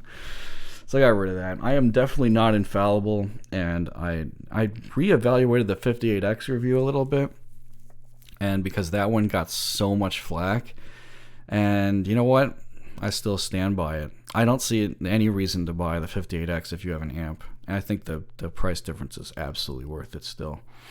So going along with that, that's how I feel about it. But yeah, it's not the first time I've changed my mind about something. But anyway, hopefully that makes more sense. I just really don't like that. I don't like the 1990 that much. I know a lot of other reviewers were so positive about it, and I was just like, it's a lot better than what I had just heard, but it's not great.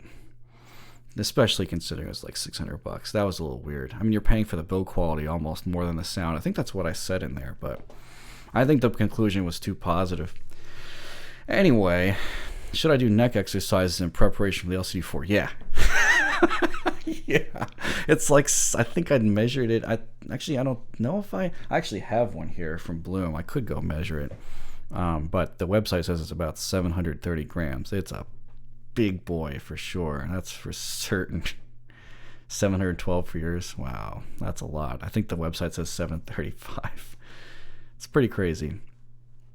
If I delete one set of headphones from my history, like the ones I've owned, oh man, definitely the 7506. That was such a mistake.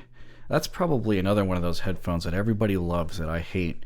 Not you guys, because you guys know the truth, but like the public at large, like I go on Slick Deals quite often, I will admit, and the V6 has been popping up a lot recently.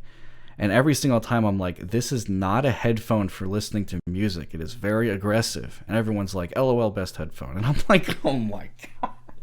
You know, I can only do so much to help people avoid buying something that's so much worse than stuff at the same price range. But can only do so much in the end. So, but yeah, the 7506 is probably the one I would love to delete from my ownership history. I think I owned the MDR V6. Actually, I owned the MDR V6. I bought used, and then I bought a 7506 after that, thinking, hey, I gotta have one of these. It's a classic. And I was like, this is terrible. And it's funny because when Olive recently reviewed that, I think it was a 7506, and he was asking like, is this broken? Is this what this is supposed to sound like? And I'm like, yep. It's so bad. Anyway, that's probably the definition of grain. If anyone asks if grain exists, just listen to a 7506. Oh my god. Is there a Bayer that isn't too bright? Actually, we were talking about that earlier. The Custom 1 Pro is quite a warm Bayer. I was really surprised by that, but it's not very resolving, and apparently the drivers break easily because they're 16.0. Oh boy, I can't wait to see what Resolve says about the Amaron review. I probably just biased you, sorry. But, oh man, that headphone is just... oh man, it's not good. Have I had a chance to compare Xbox One S versus a 4K Blu-ray player? You know what? It's probably not a difference in picture quality. I don't really understand. Unless there's some processing going on, I don't see how the picture quality of different Blu-ray players could vary significantly. It's all just a digital signal. That's what I don't really get, but I don't know. Maybe I'm crazy. Is the T1 worth the money? It's pretty detailed. The soundstage is really unique. It's very different than the HD800. It's much more closed in, but it's extremely directional. So it's almost like the T1 is the ultimate first-person shooter headphone. At least that's kind of how I felt about it. But I owned one briefly, and I got rid of it because it's just so bright. Just couldn't deal with it. How many hours do I listen to music per day?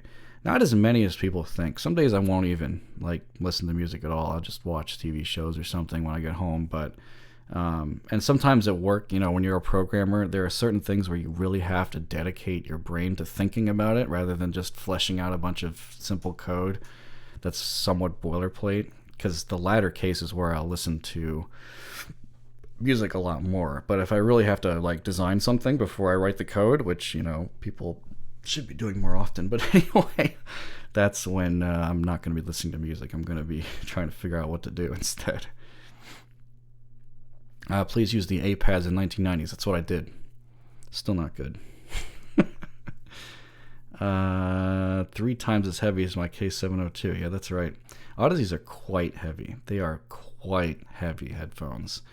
And that's another reason why I want to try the LCD i3 and the i4. To see how those compare to especially the LCD i3 versus my LCD 2 with the right EQ could be really interesting. We'll see what happens because of the price range is very similar. 1990 have some quirks, but nowhere near as bad as the M50X. Yeah, I would happen to agree with that. But they are so much more expensive than the M50 also. But if you're going to look at the M50, just buy a K371, guys. Trust me, I'm wearing it. Hope I get a big headphone wall behind you. Yeah, that's kind of the long-term goal, right? Just to have I'm slowly becoming Tile, one thing at a time here, apparently. I am wearing the AKG K371 right now. Oh, your i3 had a channel imbalance? Oh, now that I think about it, maybe the one I listened to did too. I'll have to check that out.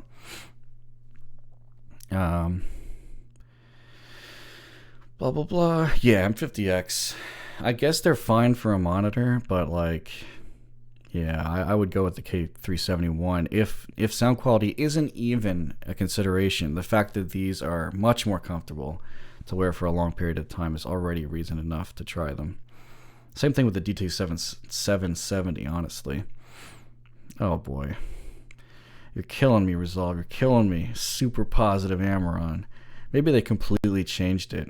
I just am so shocked because the Amaron that I was sent was so grainy, and if you EQ it, it doesn't EQ at all, and the mid bass was all bloated up, and that's exactly how it measured on ratings too, which is pretty interesting. So, well, let's see. If I have to choose 3 headphones on a desert island, why couldn't we just make it 1? Um, wow. I mean, so far, probably the ZMF Atticus and the LCD4. And what would the third one be? I gotta have that Biocellulose Slam. So probably, and I haven't even heard this yet, but probably a TH900 Mark II with the 610 pads. There's the odd one out. If I'm working, I can't listen to music with lyrics. Yeah, I used to be that way. I guess I can kind of tune them out now.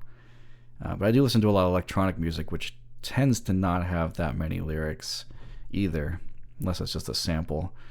So many people on Twitch use M50X, it's hard to believe. Oh my god. I mean, yeah, it's like they just go around Googling, hey, what's a good headphone? And that one comes up over and over and over again. So, I mean, I'm not surprised. Would you say LCD2 Classic could substitute the LCDX? No.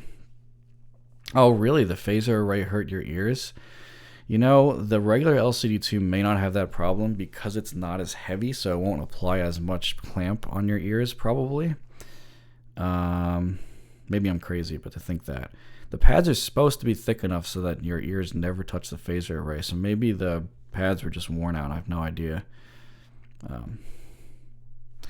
Possibility. But they are huge pads. I'm surprised that happened. What am I wearing right now? AKG K371 still. Have I tried listening to headphones and a subwoofer? No, I have not, and that is a fun experiment that I just have not tried yet. Have I tried listening? Oh, I just did that. Do I enjoy software engineering? Yeah, actually, I don't have a computer science degree. I have a computer engineering degree, which is supposed to be more hardware oriented, but all of us ended up being like, yeah, hardware too difficult, so we went to do software instead, pretty much. That's kind of how it happened. But I don't think I would go back. Programming's great. Well, I would go back and choose computer science instead of computer engineering. That's what I would do. Yeah, r/headphones is waiting for my tier list. Yeah, thanks. The Cytec X52 is so old now. Does this headphone isolate well? As far as I can tell, yeah. I think so. I think so. But I need to do some more testing and isolation. But I think so far it's worked out pretty well. I mean, it's a lot better than having a Porta Pro open on a bus, probably. Would I swap my 6XX for a 650? I already did that, actually, even though they sound the same. I just like the way the 650 looks better. Oh, thank God. Resolve was just joking about how positive the Amron was. It's just, it's headphone. It's just, I don't understand. So many people were like, no, your unit's bad. Nope, it's warm like a 650. And I'm like, how? Oh, boy. Yeah, BC Rich Warlock. This is an old one. This is from like the early 90s. And it was actually not made by the original BC Rich people. It got farmed out to some company called Class Axe. I doubt there are that many BC Rich enthusiasts that know the whole history of the company like that in here, but that I do know. So it's not a very good one, but it's still a Warlock, and it was my first electric guitar, so it is always fun to keep around. Final Audio, Miramasa 8 beat the LCD4 at 850 grams. Yeah, I'm aware there are a couple of headphones that are heavier than the LCD4, believe it or not. There shouldn't be, though. Yeah, the AKG 240 foam mod. What's funny about that is I feel like Josh never talked about the foam mod except in the comments. It would have been nice if he updated the review. I don't know if he has, but he should have updated the review to try that foam mod to tame the treble if that's how he was using it. But I just prefer the Sennheisers. Instead, TH900 Sapphire is the best Fostex. Is that the one that's tuned slightly differently? I forget, because Z actually did a review on one of those 900s, and apparently it was tuned a little bit differently. I forget which one that is. Maybe it is that one. Those look amazing, by the way. Yeah. Holy moly. Those, like the emerald green one and the sapphire, it's beautiful, beautiful headphones. Let's see. On a desert island, I'd choose the headphone with an emergency satellite radio attached. I like that answer.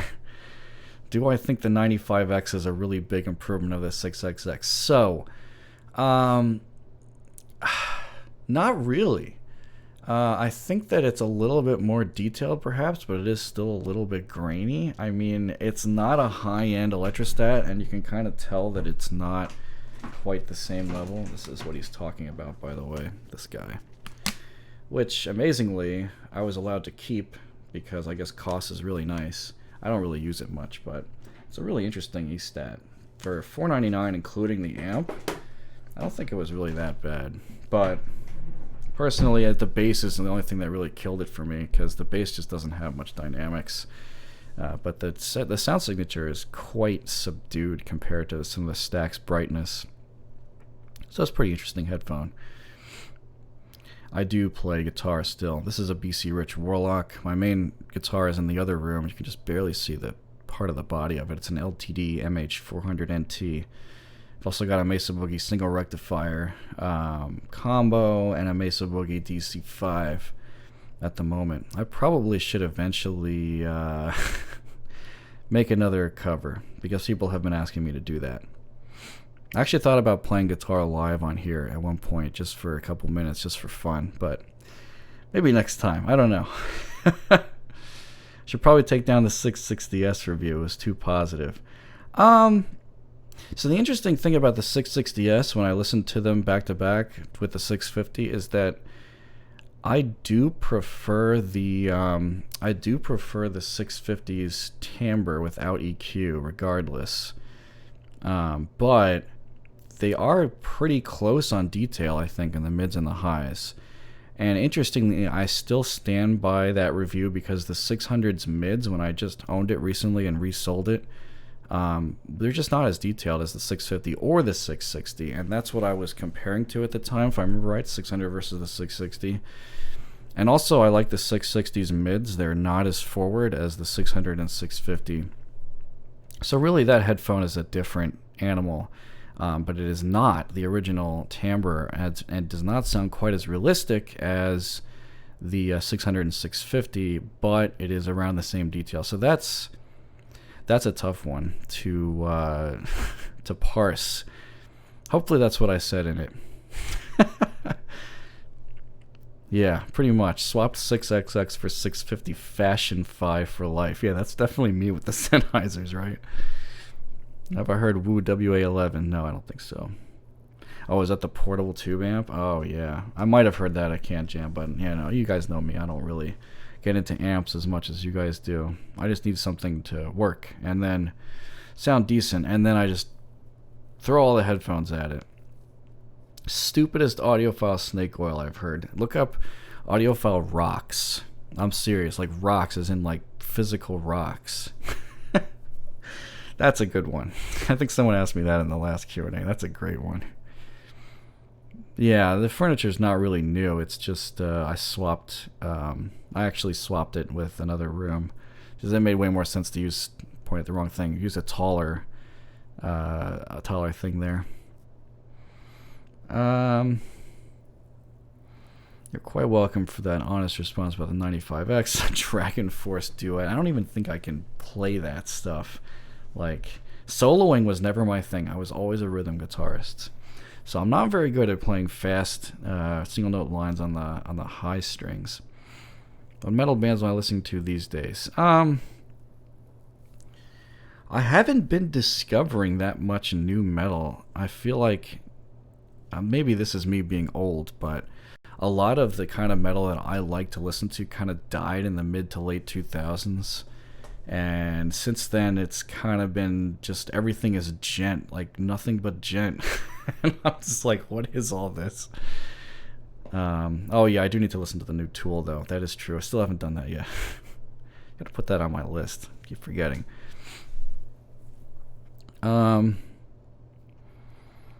Nina stacks Lambda with a 10-inch woofer. That must be hilarious. Oh man, my neighbors would love me if I tried that. A crossover between two headphone makers. A hi-fi with Focal build quality. More like, I don't know if Focal's build quality is the best. Don't some of their headphones creak? Like, maybe more like the Biodynamic higher end build quality of, like, I will say the 1990s build quality is just like so awesome. They're heavy though, but Really good build. Or actually, you know what? The Empyrean has like crazy build quality too. Hi-Fi Man with Empyrean build quality. That's what we need. That's all we need. If you like a brighter headphone, yeah, that's what we need. Yeah, Tile's review of the 660S and mine were so different, and I don't. And actually, towards the end, there seemed to be more disagreement between Tile and I. Like, toward the end, he was so into Mr. Speakers, and pretty much everybody I know has heard that the Aeon Flow Closed has like no dynamics at all. It's really off-putting, and I guess Tile just kind of brushed over that, and that was very bizarre to me. So I don't know what's going on. Tile toward the end was a little bit iffy, but Tile's not wrong in that the tuning of the treble was just not the same, and it wasn't. But I think the detail was still there. It's just it wasn't the same tuning at all, and that's what annoyed a lot of people. So I can understand that. Any headphone I don't EQ? This is a really good question too. I think the closest things I have to not needing EQ are probably the 650 and the 660. And the K371, actually, believe it or not. It's actually a really good headphone with no EQ at all. A little bit aggressive in the mids and the sub bass, and a little bit dipped in the upper bass, but other than that, it's pretty close, surprisingly. That's what really shocked me. RAAL, yeah, I definitely gotta hear the SR1. I haven't done that yet. It does need a stupidly powerful speaker amp. Don't they like require 150 watt at 8 ohms or something like that? Something ridiculous. You literally gotta plug it into like a home theater receiver at least, if not something way more expensive than that. Have I tried the i5 Pro? I can. I actually have. That's what Bloom Audio was using the other day. I will say it sounds a lot better than my ES100. That's all I know for sure. Dynamic stage imaging is good, but it's an upgrade from Stax and not all that great for a believable sound. Oh, for the SR1A? Okay, that's pretty interesting. Listen to a lot of Lamb of God. Yeah. Yeah, Lamb of God, I would say Ashes of the Wake and As the Palaces Burn. Oh man, those were the staple albums of my time. That's like so much high school metal there for me. Since pads changed sound a bit on ZMF cans, what would your EQ presets change for an Atticus with suede pads? I have tried the Atticus with the Icon suede pads. The main problem for me with those is the soundstage gets smaller. And I think it's partially because the pads don't have as much space inside of them, perhaps. But I think the detail is slightly better because it's very easy to get them to seal. But they do cause like a 400 hertz dip. If I get around to posting the ZMF Atticus review, I'll post frequency response of both of those. Or you can just join my Patreon. I think I already posted the frequency responses there as soon as I measured them. Shameless plug. Did I check out the new Tool? No, still not. I gotta put that on my list. Who's your favorite band and why is it Faith No More? I feel like why have I had this question before? I definitely remember that one. Campfire Audio Cascade. Oh no, don't do this to me. I like bass, but not that much. Lately I've been listening to bands like Baroness, Mastodon, Red Fang. Okay. Yeah, Mastodon's pretty, yeah, stoner metal I guess would be that. What about Sleep? You probably like Sleep then if you like, what even is Sleep anymore? Doom? I guess it's Doom, yeah. What source do you use when you listen to music out and about? I don't really listen to music out and about. If I'm going out somewhere, I'm going to like a party or like a club or something, and there's already music going on. And actually, I have a treadmill at home, so I don't really need to go to a gym. So, Focal build is not good. Driver failure is very common, and Utopia headband is known to snap. Wow, what a biased reviewer Max Settings is. Actually, one Headfire went through 3 to 4 pairs of the Focal Lear. Whoa, that's bad. Yeah, some of their headphones do clip with heavy sub bass. It is kind of meh on the build quality of that. I'm going to a party. Something a headphone reviewer does not do. You do not know me then.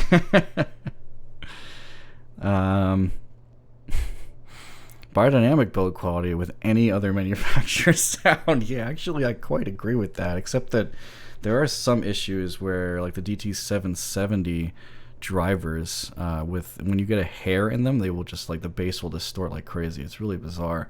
And sometimes the 770s will just start distorting anyway without any hairs getting caught in there, and then the driver's dead and you got to replace it. It's so yeah, any other headphones sound, including their drivers maybe, and then the biodynamic shells. I think that would work. Let's see. K550 review, I said HD660 alternative, but there's a big difference in price. Yeah, I know. The detail and soundstage are probably, actually I don't know about the soundstage, but the detail of the K550 is not on the same level as the Sennheiser stuff. Yeah, they're not on the same level, but the frequency response is somewhat similar in the mids and the highs, which was surprising. And that's why I recommended that so much. They've toned down the highs in the 371 and increased the sub bass a bit, but the mids are still a little forward. But it's pretty good. Would I compare the Q701 and the HD800? I used to say the Q701 is kind of like a baby HD800. I think in the soundstage width department, yes. The imaging is better on the 800, and the mids are nowhere near as forward on the HD800 either. In fact, they're a little bit recessed, but the treble is pretty forward on both as well. So that's kind of how the comparison goes. And obviously the detail on the HD800 is legendary. I like the Empyrean more than the LCD4 so far. Why? Because it's more comfortable?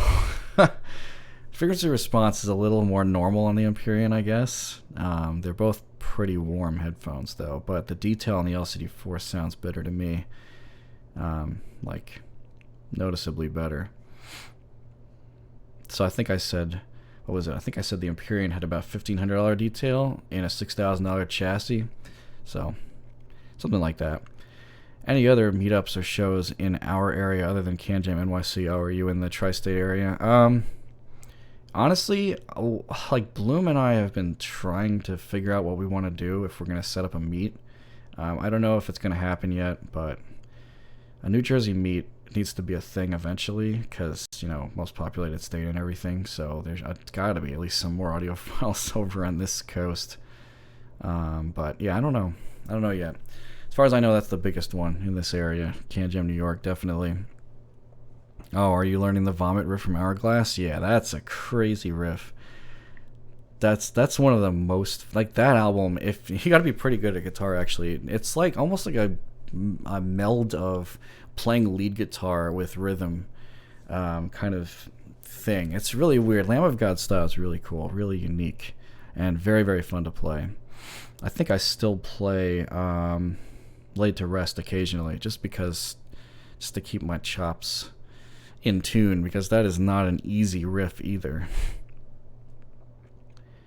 Let's see, 599 or a 650. Oh yeah, so the 650 is going to have more detail and it's going to be warmer, but the soundstage is not as good as the 599. So basically the 599 is better for gaming if you need a soundstage for the game, but the 650 will be better for music. At least that's how it's been my experience. Yeah, Tile did say his hearing was going towards the end as well, so I'm wondering if that has at least something to do with it. It almost seemed like he was reading the graphs more, honestly, instead of listening. Not like we're all not biased by reading graphs, but you really shouldn't be, because the mini DSP ears is like, it's way off. You got to know where the peaks like kind of shift, and yeah, it's a bizarre rig. Let's see, if I design my perfect headphone, what qualities would it have? This is a good one. I think what I used to say was the 009 detail with like a 650 signature but extended bass. Nowadays, I think I would say greater than LCD4 detail with the 650's treble, the same tuning as the 650's mids but less upper mids, and then just a flat out LCD4 bass, something like that, with the soundstage of an HD800. That would be the perfect headphone. And it has to weigh like as much as HD650 at the same time while being planar. That's probably impossible. Okay, I'll have to look into some of those bands. Good metal that came out recently. What's a Party? Oh man, you guys, Oh, you guys are young though. Maybe some of you are young. I'm pretty old. I'm an old millennial. I'm only 29. So old. So, blah, blah, blah, blah, blah. Oh man, you're ordering Martin Logan's. Oh, that's fun. Sun, yeah, I know about Sun. One of my friends from grad school is a huge fan of Doom and Sun and Sleep, and he introduced me to some of that stuff, and they are pretty cool. I don't know if it's my speed literally, but I thought they were pretty unique. Any bands I really liked in my youth, yeah. But now they're a bag of crap. Honestly, not really. I mean, a lot of them. I speak for most people when I say that your musical preferences that you like the most tend to form in your teenage years and when you're young, and you kind of stick with them. I don't know if I really stopped liking bands completely that I started liking when I was younger. In my case, anyway. SHP 9500. Oh no. That headphone should not cost more than like $50 because it is real grainy and the bass drops off like crazy and the soundstage is really small. So I think they've been kind of overhyped. If they're costing $80, I don't even know if that's a good idea, especially if the 598 and 599 are still floating around 100 to $130. That up in price is worth it. I have no idea where the meet would be in Jersey, honestly. I'm in South Jersey, though, so we just have to find a venue. That's the problem. Like, organizing all of that's a lot of work. How do you deal with music with noticeable pink noise or hiss in the background? I don't know what you can do about that, honestly, because if that's the way it was originally recorded, then there's not too much you can do to get rid of it, except just enjoy it. Oh no, Floppy's here. Yeah, Meshuggah riffs are really tough. Like, Meshuggah's time signatures throw me for a loop to the point where it's almost off-putting. Like, I'm weirded out by Meshuggah's time signatures mainly. No, beans are everything, that's right. No, I don't like Grado. Very funny, though. That has to be a joke. You have to have seen that review by now. Definitely not removing that review either. SR80 is just... ew. Listening to Hourglass. Yeah, drowning me out. That's good. You had to leave because of Sun. That's funny. I'm not growing my hair out again. That was... oh, those were the days. Oh, yeah, I think I've heard of that Belon B20 thing. But, you are most welcome, since you are running. Fred, a lot about headphones, and I'm confused. What would be the most fun for music enjoyment under $400? I think my default answer for that is almost always the X00. Alright, now the chat's starting to wind down. Man, you guys almost took 2 hours. So let's get a couple more questions in here if there are any left, and then we'll wrap it up. Because I like to keep these at 2 hours. Last time we did like 2.5 hours, which was really wild. But if there's anything else you want to know about stuff I'm reviewing, next thing I'm doing is the ZMF Classic, actually, and then I'm going to do... what is it? I'm going to do the LCD2 closed back, I think, as well. Oh, I'm sorry. The K371 is definitely after the ZMF Classic, because everyone needs to know about that. And then the LCD2 closed back, believe it or not, is coming after that. Then I don't know what's after that. We'll see. Desert Island Amplifier. I don't really have a choice for that. Best audiophile glasses. The thinnest ones you can find. Yeah, I know about the hinge on the X00. That is definitely not ideal. That's one of the big problems with it. I wonder if they'll ever redesign that so that it doesn't break all the time. Oh boy, very large scale integration. You're bringing back bringing back some serious PTSD for me there from all the stress of college. Oh boy. Yeah, I'm glad I don't do hardware design. Software was much better. Not really. The people who can do hardware and are really good at it, that's fascinating, but that's just not me. Yeah, the X00 bass for metal is perfect. I agree. Is the 789 worth it? I would say so. It's got a ton of power, especially if you feed it balanced from a balanced DAC. Tons of power. You guys are just trolling me now. Now, the Razer Kraken has to be another one of the worst headphones ever. I think I put it on in a store and I just played like anything from my phone, and immediately that was like the darkest headphone I think I've ever heard. It just sounds like you're literally underwater. It's really crazy. It's almost impressive. They managed to do that. No, I don't think the 789 struggles in dynamics. There does seem to be a little bit of a difference, though, I will say, between the gains 1 and 2 and gain 3. Gain 3 actually seems to slam a little harder, but it also gives it a little bit more treble and a little bit more sub bass. I know. This is going to make people yell, because I don't usually talk about amps and difference in sound, but I'm starting to really think that gain 3 on the 789 is a little bit different than the other two gains. So actually, especially because I have an S-stack balance now, I don't really need to go on gain 3 almost ever. So I stick on gain 1 or 2. If I try something very sensitive with a 789, I think I ran Yincrows on it, and it was fine. Honestly, IEMs should be fine, because the noise level on it should be really low. I don't know if Max is still here, but he's probably tested that. I have not, except for the earbuds that I just talked about. Old stuff. The M100 is old stuff.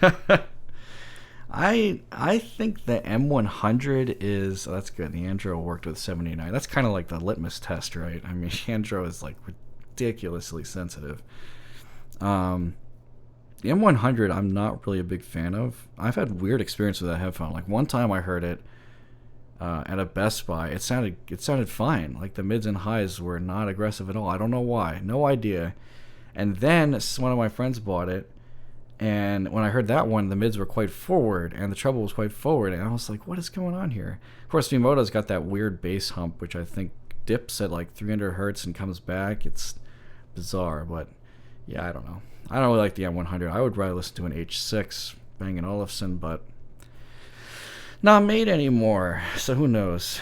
Actually, I think Bang & Olufsen is being sold to a different company now, if I remember right. I thought I saw that in the news. Maybe I'm going crazy.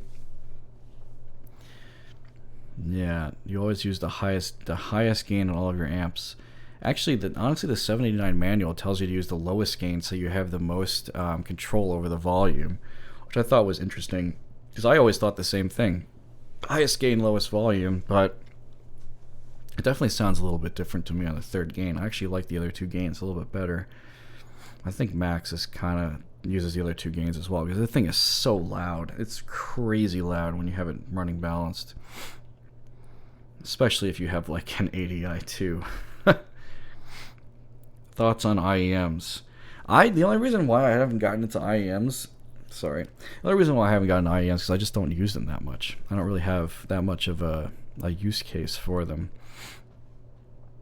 because I don't go out jogging or anything like that. But I mean, I can try. I think what I'm going to do is I'm going to try the LCD i3 and i4 and just judge them as if they were full-size headphones, and we'll see how that goes. So that'll be fun. Even though most people are probably not going to buy those, they'd probably buy the iSign if they really wanted an open planar IEM, which is a really strange thing in itself. If I like the KSC75 and TT770, thinking of HD650. Well, I don't know if I would recommend something better, but if you like the brightness of those headphones, 650 is going to sound really warm. Honestly. So that I'm not so sure about.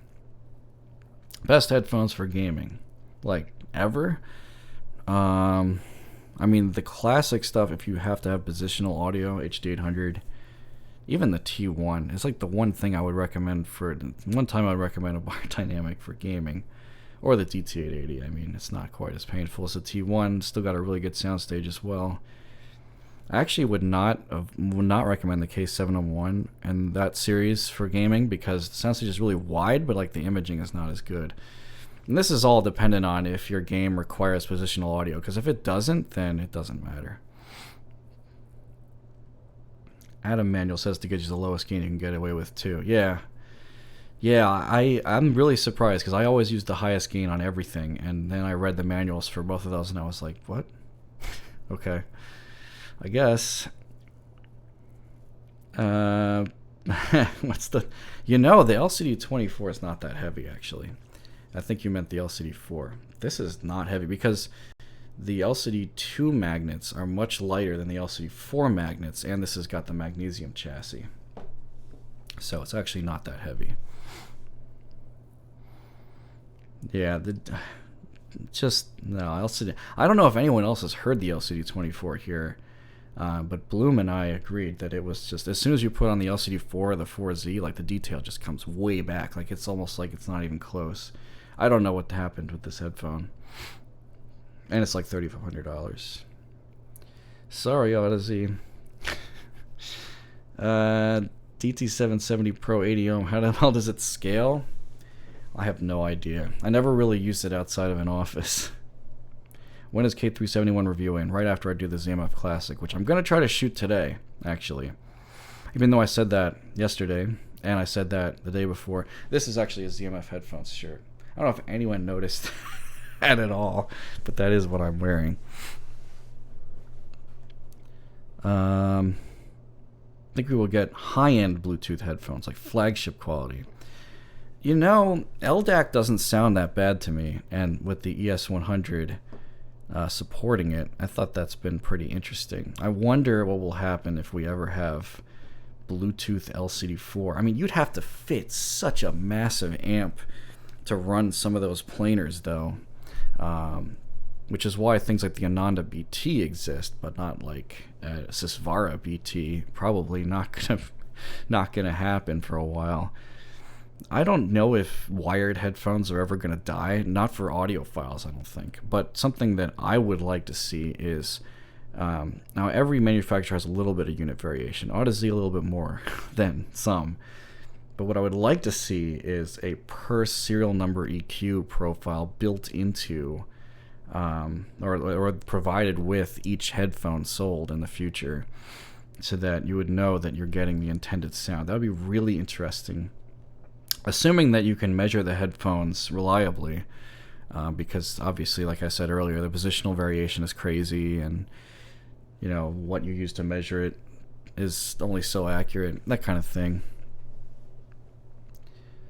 Why did it take me so long to find your channel? I am not a big channel at all, and I have no intention of making it huge.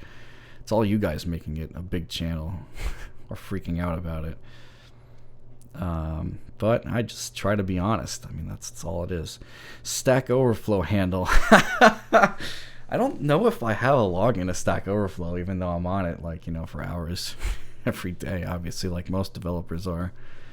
Maybe not hours, but we use it a lot, of course. Amp that you want with DSP could do great things. Yeah, like amps with DSP built in that could calibrate to each headphone. I mean, or you create your own target curve and then you have everything auto EQ to it, assuming that obviously the headphone is physically tuned as good as possible before that, obviously, and the detail is good and the soundstage is good. Then that could be really interesting. That's what I want to see anyway. I also want to see a magnesium chassis full LCD4. Why can Odyssey not put the magnesium chassis on the full LCD4? That is what also annoys me. The LCD4Z doesn't make sense because anyone who's paying $4,000 for a headphone probably has an amp already. And so if you like the LCD4, why can't we just get a lighter version of it? That's something else I want. When's the Verite review? Yeah, I don't have the Verite yet. Sorry. I wanted to get the Verite right after the right after the other ZMFs, but I couldn't because Zach said that he wants to ramp up, I think, the production first of the Verite and Verite C, and then he'd provide me with both of them at the same time. So that's what's coming eventually.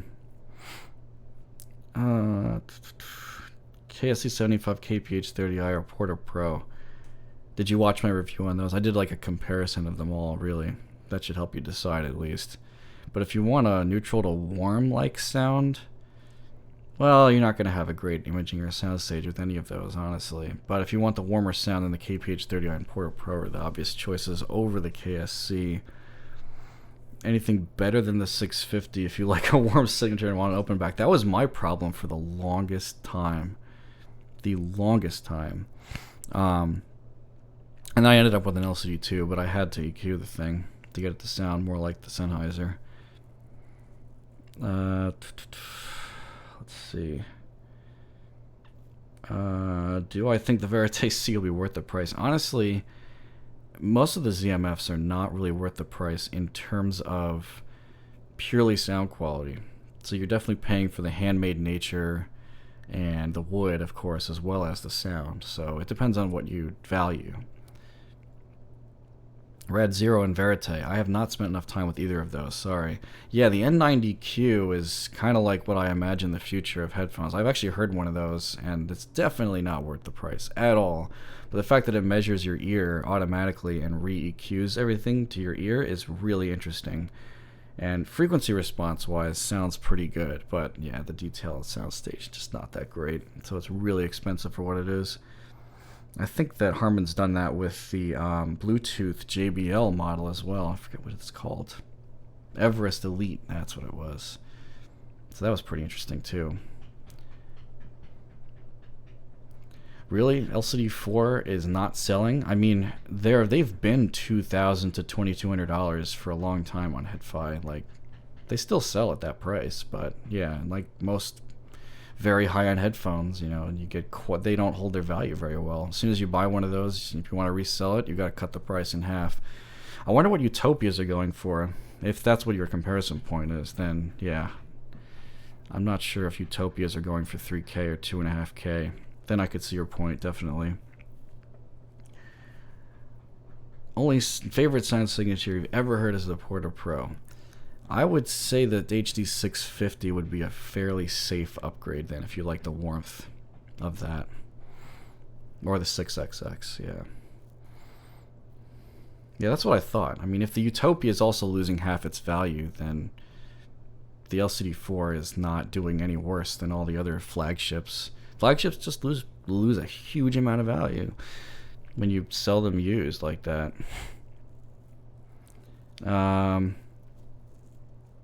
My graphics card. I haven't updated my computer in so long because I don't play anymore because of my wrist. So right now it's still running a GTX 770, believe it or not. It actually does help with rendering these reviews like in real time because I use OBS to do all of this. I use OBS actually to do these live streams and record, believe it or not. So it needs to do real-time GPU compression, and that's what it actually ended up being useful for, believe it or not. No, I don't think the soundstage is really that different at all between the 598 and 599, no. Okay, looks like we still have questions coming. I thought you guys died on me about 10 minutes ago. I guess we'll keep going. Looking for closed backs for the office that don't leak much sound. Budget is $600. I don't even think you need to spend that much. I mean, I struggle to think of any closed back better than like the 371 or K553 until you go all the way up to the ZMF Atticus level. I really don't think there's anything that's worth it beyond that. Like a lot of people will say Aeon Flow closed, and I don't think that headphone is really worth the price at all. Does the 4Z actually sell for more? Oh god, that's probably just because it's newer, so people think it's better, but it's not. Imagine buying a headphone and having to think about value like you would a new car off the lot. Yeah, you know it's funny, that's exactly how I've thought about modern, high-end headphones on the used market. That's how it works. Like, if you're in this hobby, it just doesn't make any sense, honestly, to buy these super flagships new. Let somebody else take that hit for you. especially because for a lot of them the warranty is transferable. Not all of them though. You have to be careful. The ZMFs, one of the problems with the ZMFs is if you buy a used ZMF, you don't get the warranty at all. In fact, the lifetime warranty is only to the original owner. So that's one of the problems with that. Not that Zach won't repair your headphone, but he'll charge you for it.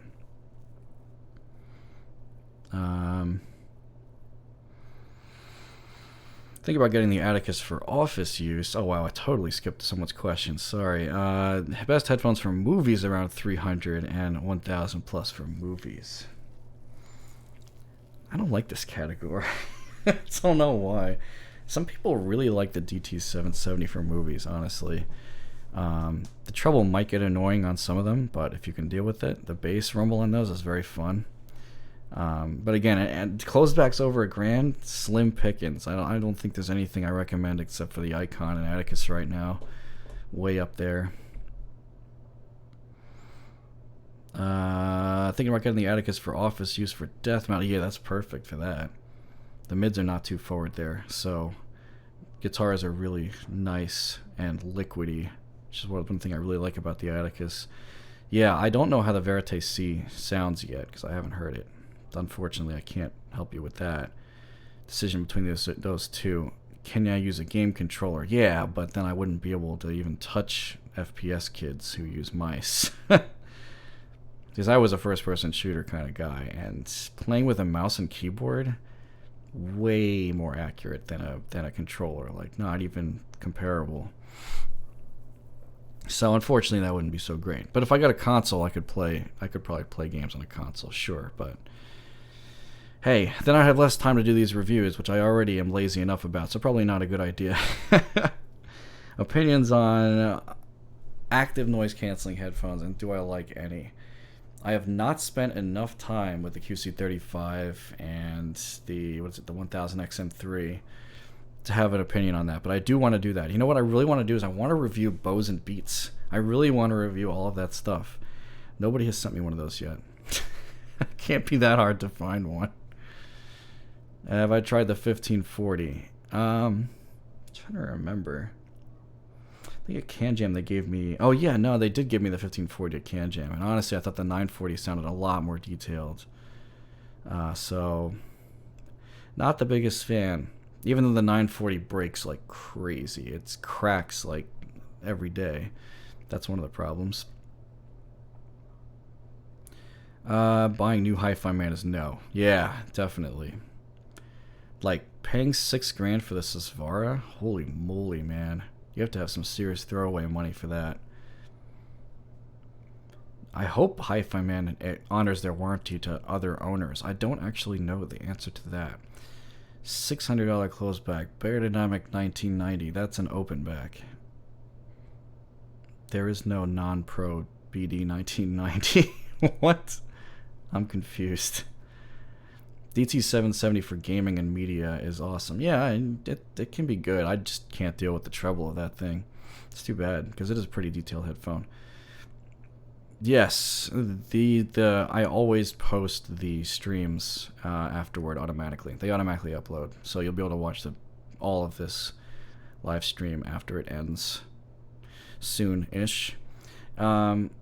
600 ohm 880 is more bassy than the 770 32 ohm. What? That sounds kind of broken to me.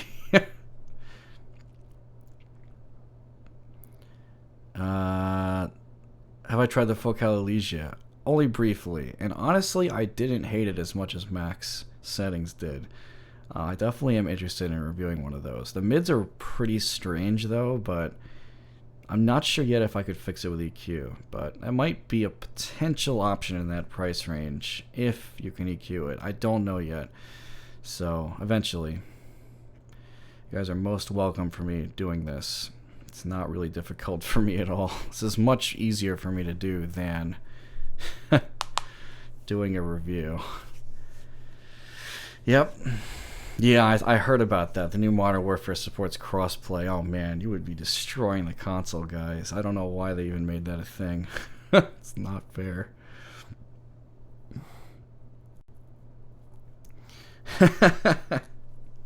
It's a contradiction that I almost don't listen to music because I don't have time for it. I do have time for it. I just don't listen to it as much as you guys probably think I do. The dedicated listening I do for any headphone before I do the review is always significant. But at the office, I'm not as listening to music as often as people probably think. I'm always listening to music. In fact, if you listen to music for too long at one time with one headphone, you'll probably get used to it too much. The only useful comparisons can be done when you're constantly switching between headphones over and over again, or else you get used to it too easily. It's something that I feel like most reviewers need to do more of. Can you increase the soundstage with any physical or EQ manipulation? No. Nope, not really. Not in my experience. Still a fan of the Cal. Yeah, absolutely. Arvana Live is great. Probably one of the best headphones under $100, if not the best. And yes, I'm including the SHP 9500 in that as better than that under $100. iFMN does do or does not do warranty transfer. Hopefully they do warranty transfers. That would be good. Honestly, yeah, under $4,000 for Susvara, geez, I don't think I would pay more than $3,000 for that. I mean, like when you're buying the really, really expensive stuff, I feel like you should get that half off discount, like minimum. Like not including PayPal fees and shipping, I guess. Any more than that, and it's just, I don't think it makes sense either. I agree. They depreciate like crazy. That's why I don't know how anyone's even buying them new. All-time least comfortable headphone. I have to say that's probably, and this will surprise some people. Oh man, Focal Studio.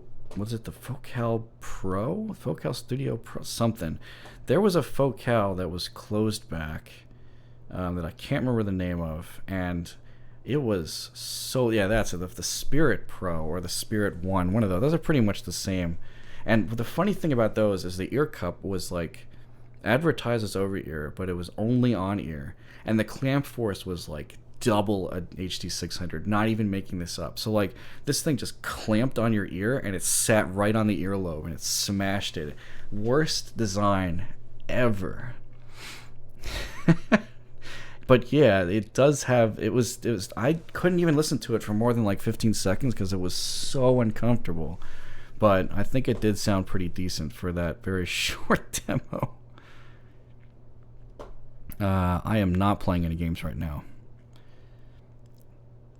Like at all. The 80 ohm 770, the old 80 ohm 770 is known for its higher bass level. The new one, actually, when I owned it, had less bass than the 250 ohm.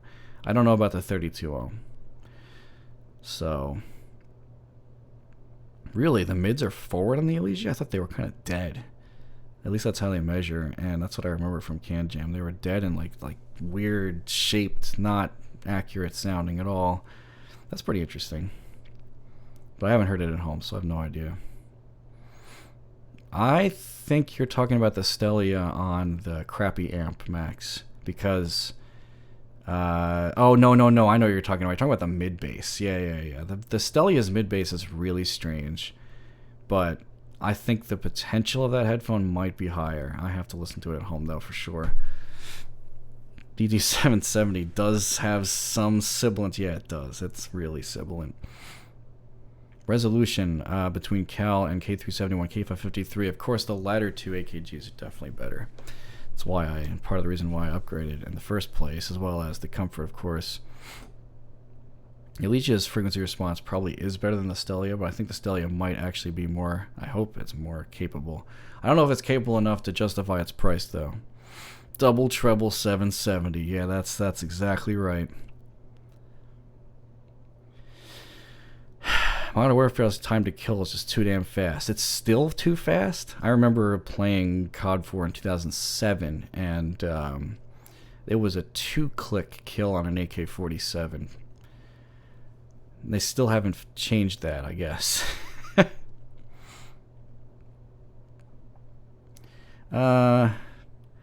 Best planers under $1,500.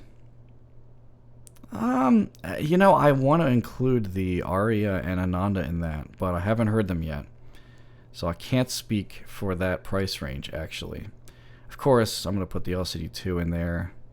And you can find a used LCD3 around that price as well, which is pretty interesting. People try to find best planers under 600. Yeah, I don't think there is a decent planer under 600. I guess the Iva might be okay, but apparently the mids are not very good. HE560 is one of the best ones that's cheap. That's probably the cheapest decent one.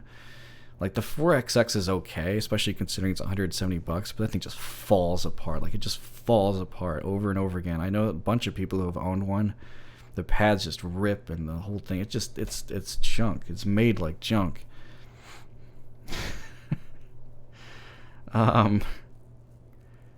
Focal Spirit, yes. Okay. Spirit Pro, blah, blah, blah, blah, blah. Opinions on A500, A700, and A900X, and the open back versions of those, the AD series. I had the AD900X not too long. It just has, like, no bass. Like, zero. Like, it's really rolled off. The mids and highs are really grainy. Not a fan. Couldn't believe that. I thought it was better than that, but apparently not. I had the A500X for a short time. Headphone doesn't sound like it has any foam damping in it at all. It just has like this giant plasticky echo, which is fixed a lot more on the A900X. And that one I still recommend. But it's not a very detailed headphone. It's not amazing, but it has a really unique sound. So I don't think that I would sell. In fact, the Atticus is like a super A900X, by the way. That's kind of why I like it. How am I an OJ neg? Who from SBAF is watching this right now? That's old school. I haven't talked to him in forever, but I'm pretty sure he's fine. Do I listen to any soundtracks? No, but actually Bloom does. I wish he was here. He would be able to recommend the best ones. What's the one that you always use, Max? I cannot remember at all. But Max loves soundtracks, movie stuff. Yeah, there's some good ones. Does my Atticus have the wood smell on it? Actually, it doesn't because mine's lacquered or painted, one of those words. So it actually smells more like paint, believe it or not. It's kind of funny. But if you get one that's not painted purple like mine, then yeah, the wood smell is actually so good. Like, I was amazed at how good like the Aeolus and the Auteur smelled. Like and actually it's kind of funny because when you go to Zach's booth at Can Jam too, you can like a wafting wood smell just kind of hits you. It's really funny, and it's nice, very pleasant. Verite or Auteur? Can't answer that. I don't have the Verite yet. Stellia, definitely more detail capable. Yeah, that's what I'm thinking. And the soundstage is probably also better. I think the soundstage was okay. It was at least decent when I demoed it quickly at Bloom. Yeah, I feel like Elysia might be reasonable as something to buy instead of the AFC. That's what I'm thinking right now. You don't have to use all caps, but the 599, yeah, I do have to include the smell in my reviews. Actually, I think I preferred the way the Aeolus smelled a little bit more over the Auteur, if I remember right. That's kind of funny. But anyway, yeah, the 599 and the 598, it's because the 598's been out way longer. That's why the 599 is not as talked about. And the 599 was way more expensive when it first dropped, which I thought was not worth it. But now it's about the same price as the 598 used to be, I think. At least the Amazon one. I did a review on the Cost Electrostat if you're looking for thoughts on those. Yeah, just don't buy a headphone. Yeah, don't buy a headphone just because it's planar is a really good point that Max says here. I'm looking for a planar under, and like any planar under $1,000, maybe it's okay, but like I would not limit yourself just because it's planar. Definitely not. I have not reviewed what I'm wearing right now. This is AKG K371. That's coming after the ZMF Classic, which I'm going to be posting very soon. Finally. There we go. Hans Zimmer. Yeah, exactly. Those are good soundtracks. Have I had a chance to listen to a newer LCDX? My review of the LCDX was negative. Oh, did you mean LCD3? Because I did a really negative review of an earlier LCD3, but the newer LCDX I thought was pretty good, except the frequency response was kind of wacky. But I did do a review, the most recent LCDX review I did, which is actually the only one I did, I think. That one is pretty good, detail-wise. And that was a 2018, because it had the new headband. Yeah, of course, everybody does know Hans Zimmer, that's true. And yet, I totally forgot about that. Only has experience with closed backs, interested in the LCD2 Classic. Is there a big difference in the bass between the open and the closed? Oh, you mean the LCD2 closed and the open? Odyssey? I'm hesitant to recommend the LCD2 closed back, but I'm getting ahead of myself there. I don't think you need to at all buy the closed back LCD2 if your concern is about the bass, because the whole point kind of good planar open backs is they don't suffer at all in the bass. So I would go with the open, of course, there if you can. Oh, the original Halo soundtrack. Yeah, that's very true. HT 650 smells pretty neutral to me. I like that. Best case a headphone came in. You know, I haven't had the ZMF Verite wood case in yet, but I'm sure that one's incredible. But I have to say the T1's got like this aluminum flight case or something that it comes in too, and that was crazy good. I bet the packaging for the Sennheiser Orpheus is pretty nice. I have an old strange demo, Biodynamic 770 32 ohm, so much more deep bass, but it's so dark in the soundstage than the new 770 80 ohm.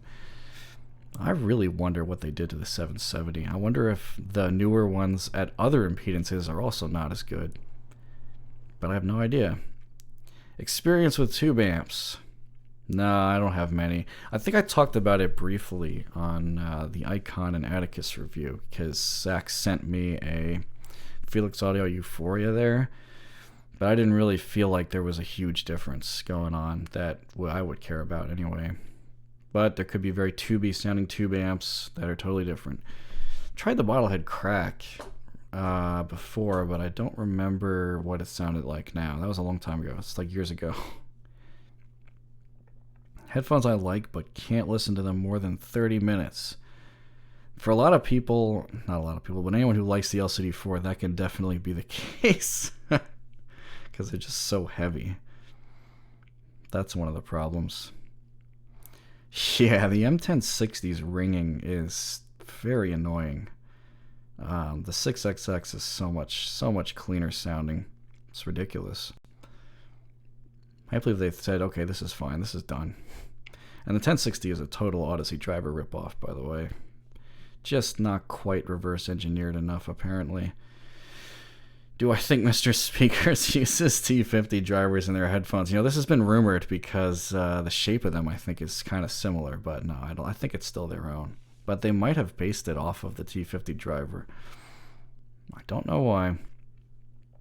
Have I tried SonarWorks? You know, I've tried to try SonarWorks, but for some reason it just wouldn't even install for me. It just broke. Like, I have no idea why. I was just like, yeah, whatever. I EQ my stuff anyway by ear, so I don't really need their calibration, technically. Online Spotify versus lossless test. I have not. Didn't even know that was a thing. Phones that are not made in China. Headphones are not made in China. Good build quality. Would love to have the Alere. It does not have great build quality. I think that's what people were just saying earlier.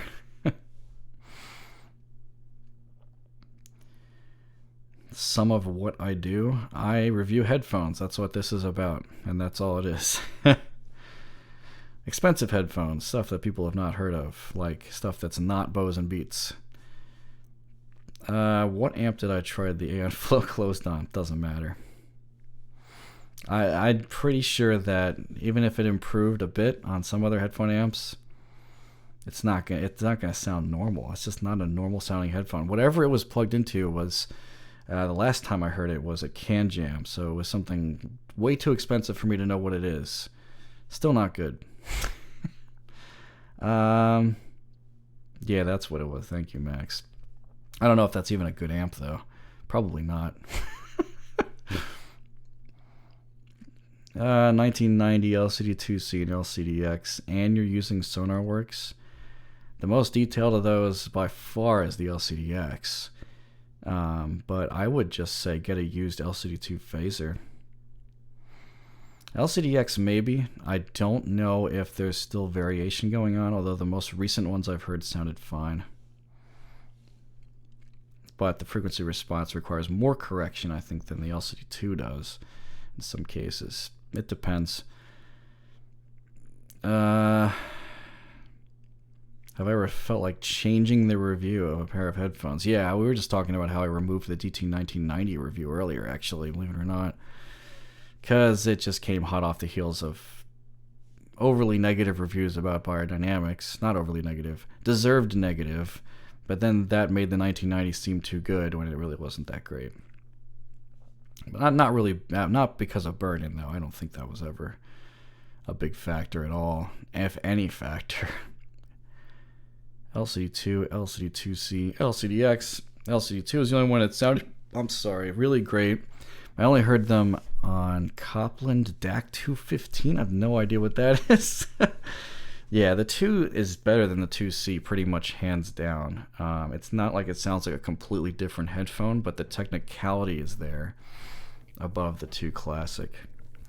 The LCDX is a lot brighter than those and more detailed, but yeah. Let's see. Have I tried Amazon Music? Yes, someone asked me about that earlier. I have not tried that yet. I like the NDH20 a lot. Yeah, I haven't tried that one either. I get asked this one a lot too lately. Do you think the monoprice M1070 will be a real success? Highly unlikely, unless they really decided to fix it completely from the 1060. But I guess we'll see what happens. I can't judge it until it's out. I just don't have high hopes. The M1570 on the Odyssey killers. Honestly, let's hope, because if we can have something that's genuinely good for honestly under $1,000 that's plainer and is warmer like the Odyssey tone that some people like, then that would be a real winner there. But the 1060 was not it. Okay, I'm going to take one more question here. Let's see. Alright, I'll take this one. Do you think the LCD2 phaser are a good choice for metal and electronic? Yeah, I mean, that's what I listen to, actually. So, yes. But I still put EQ on them, always, especially for the mids. Alright, guys. Thank you for making this stream super long and hopefully super informative for some of you. Because I haven't heard everything, but I'm working on it. And, check the ZMF Classic review soon. May not be that positive, but I'm gonna do it anyway. Thanks, guys. And if you missed any part of the stream, it will post once this is done. All right, take care. See you guys soon.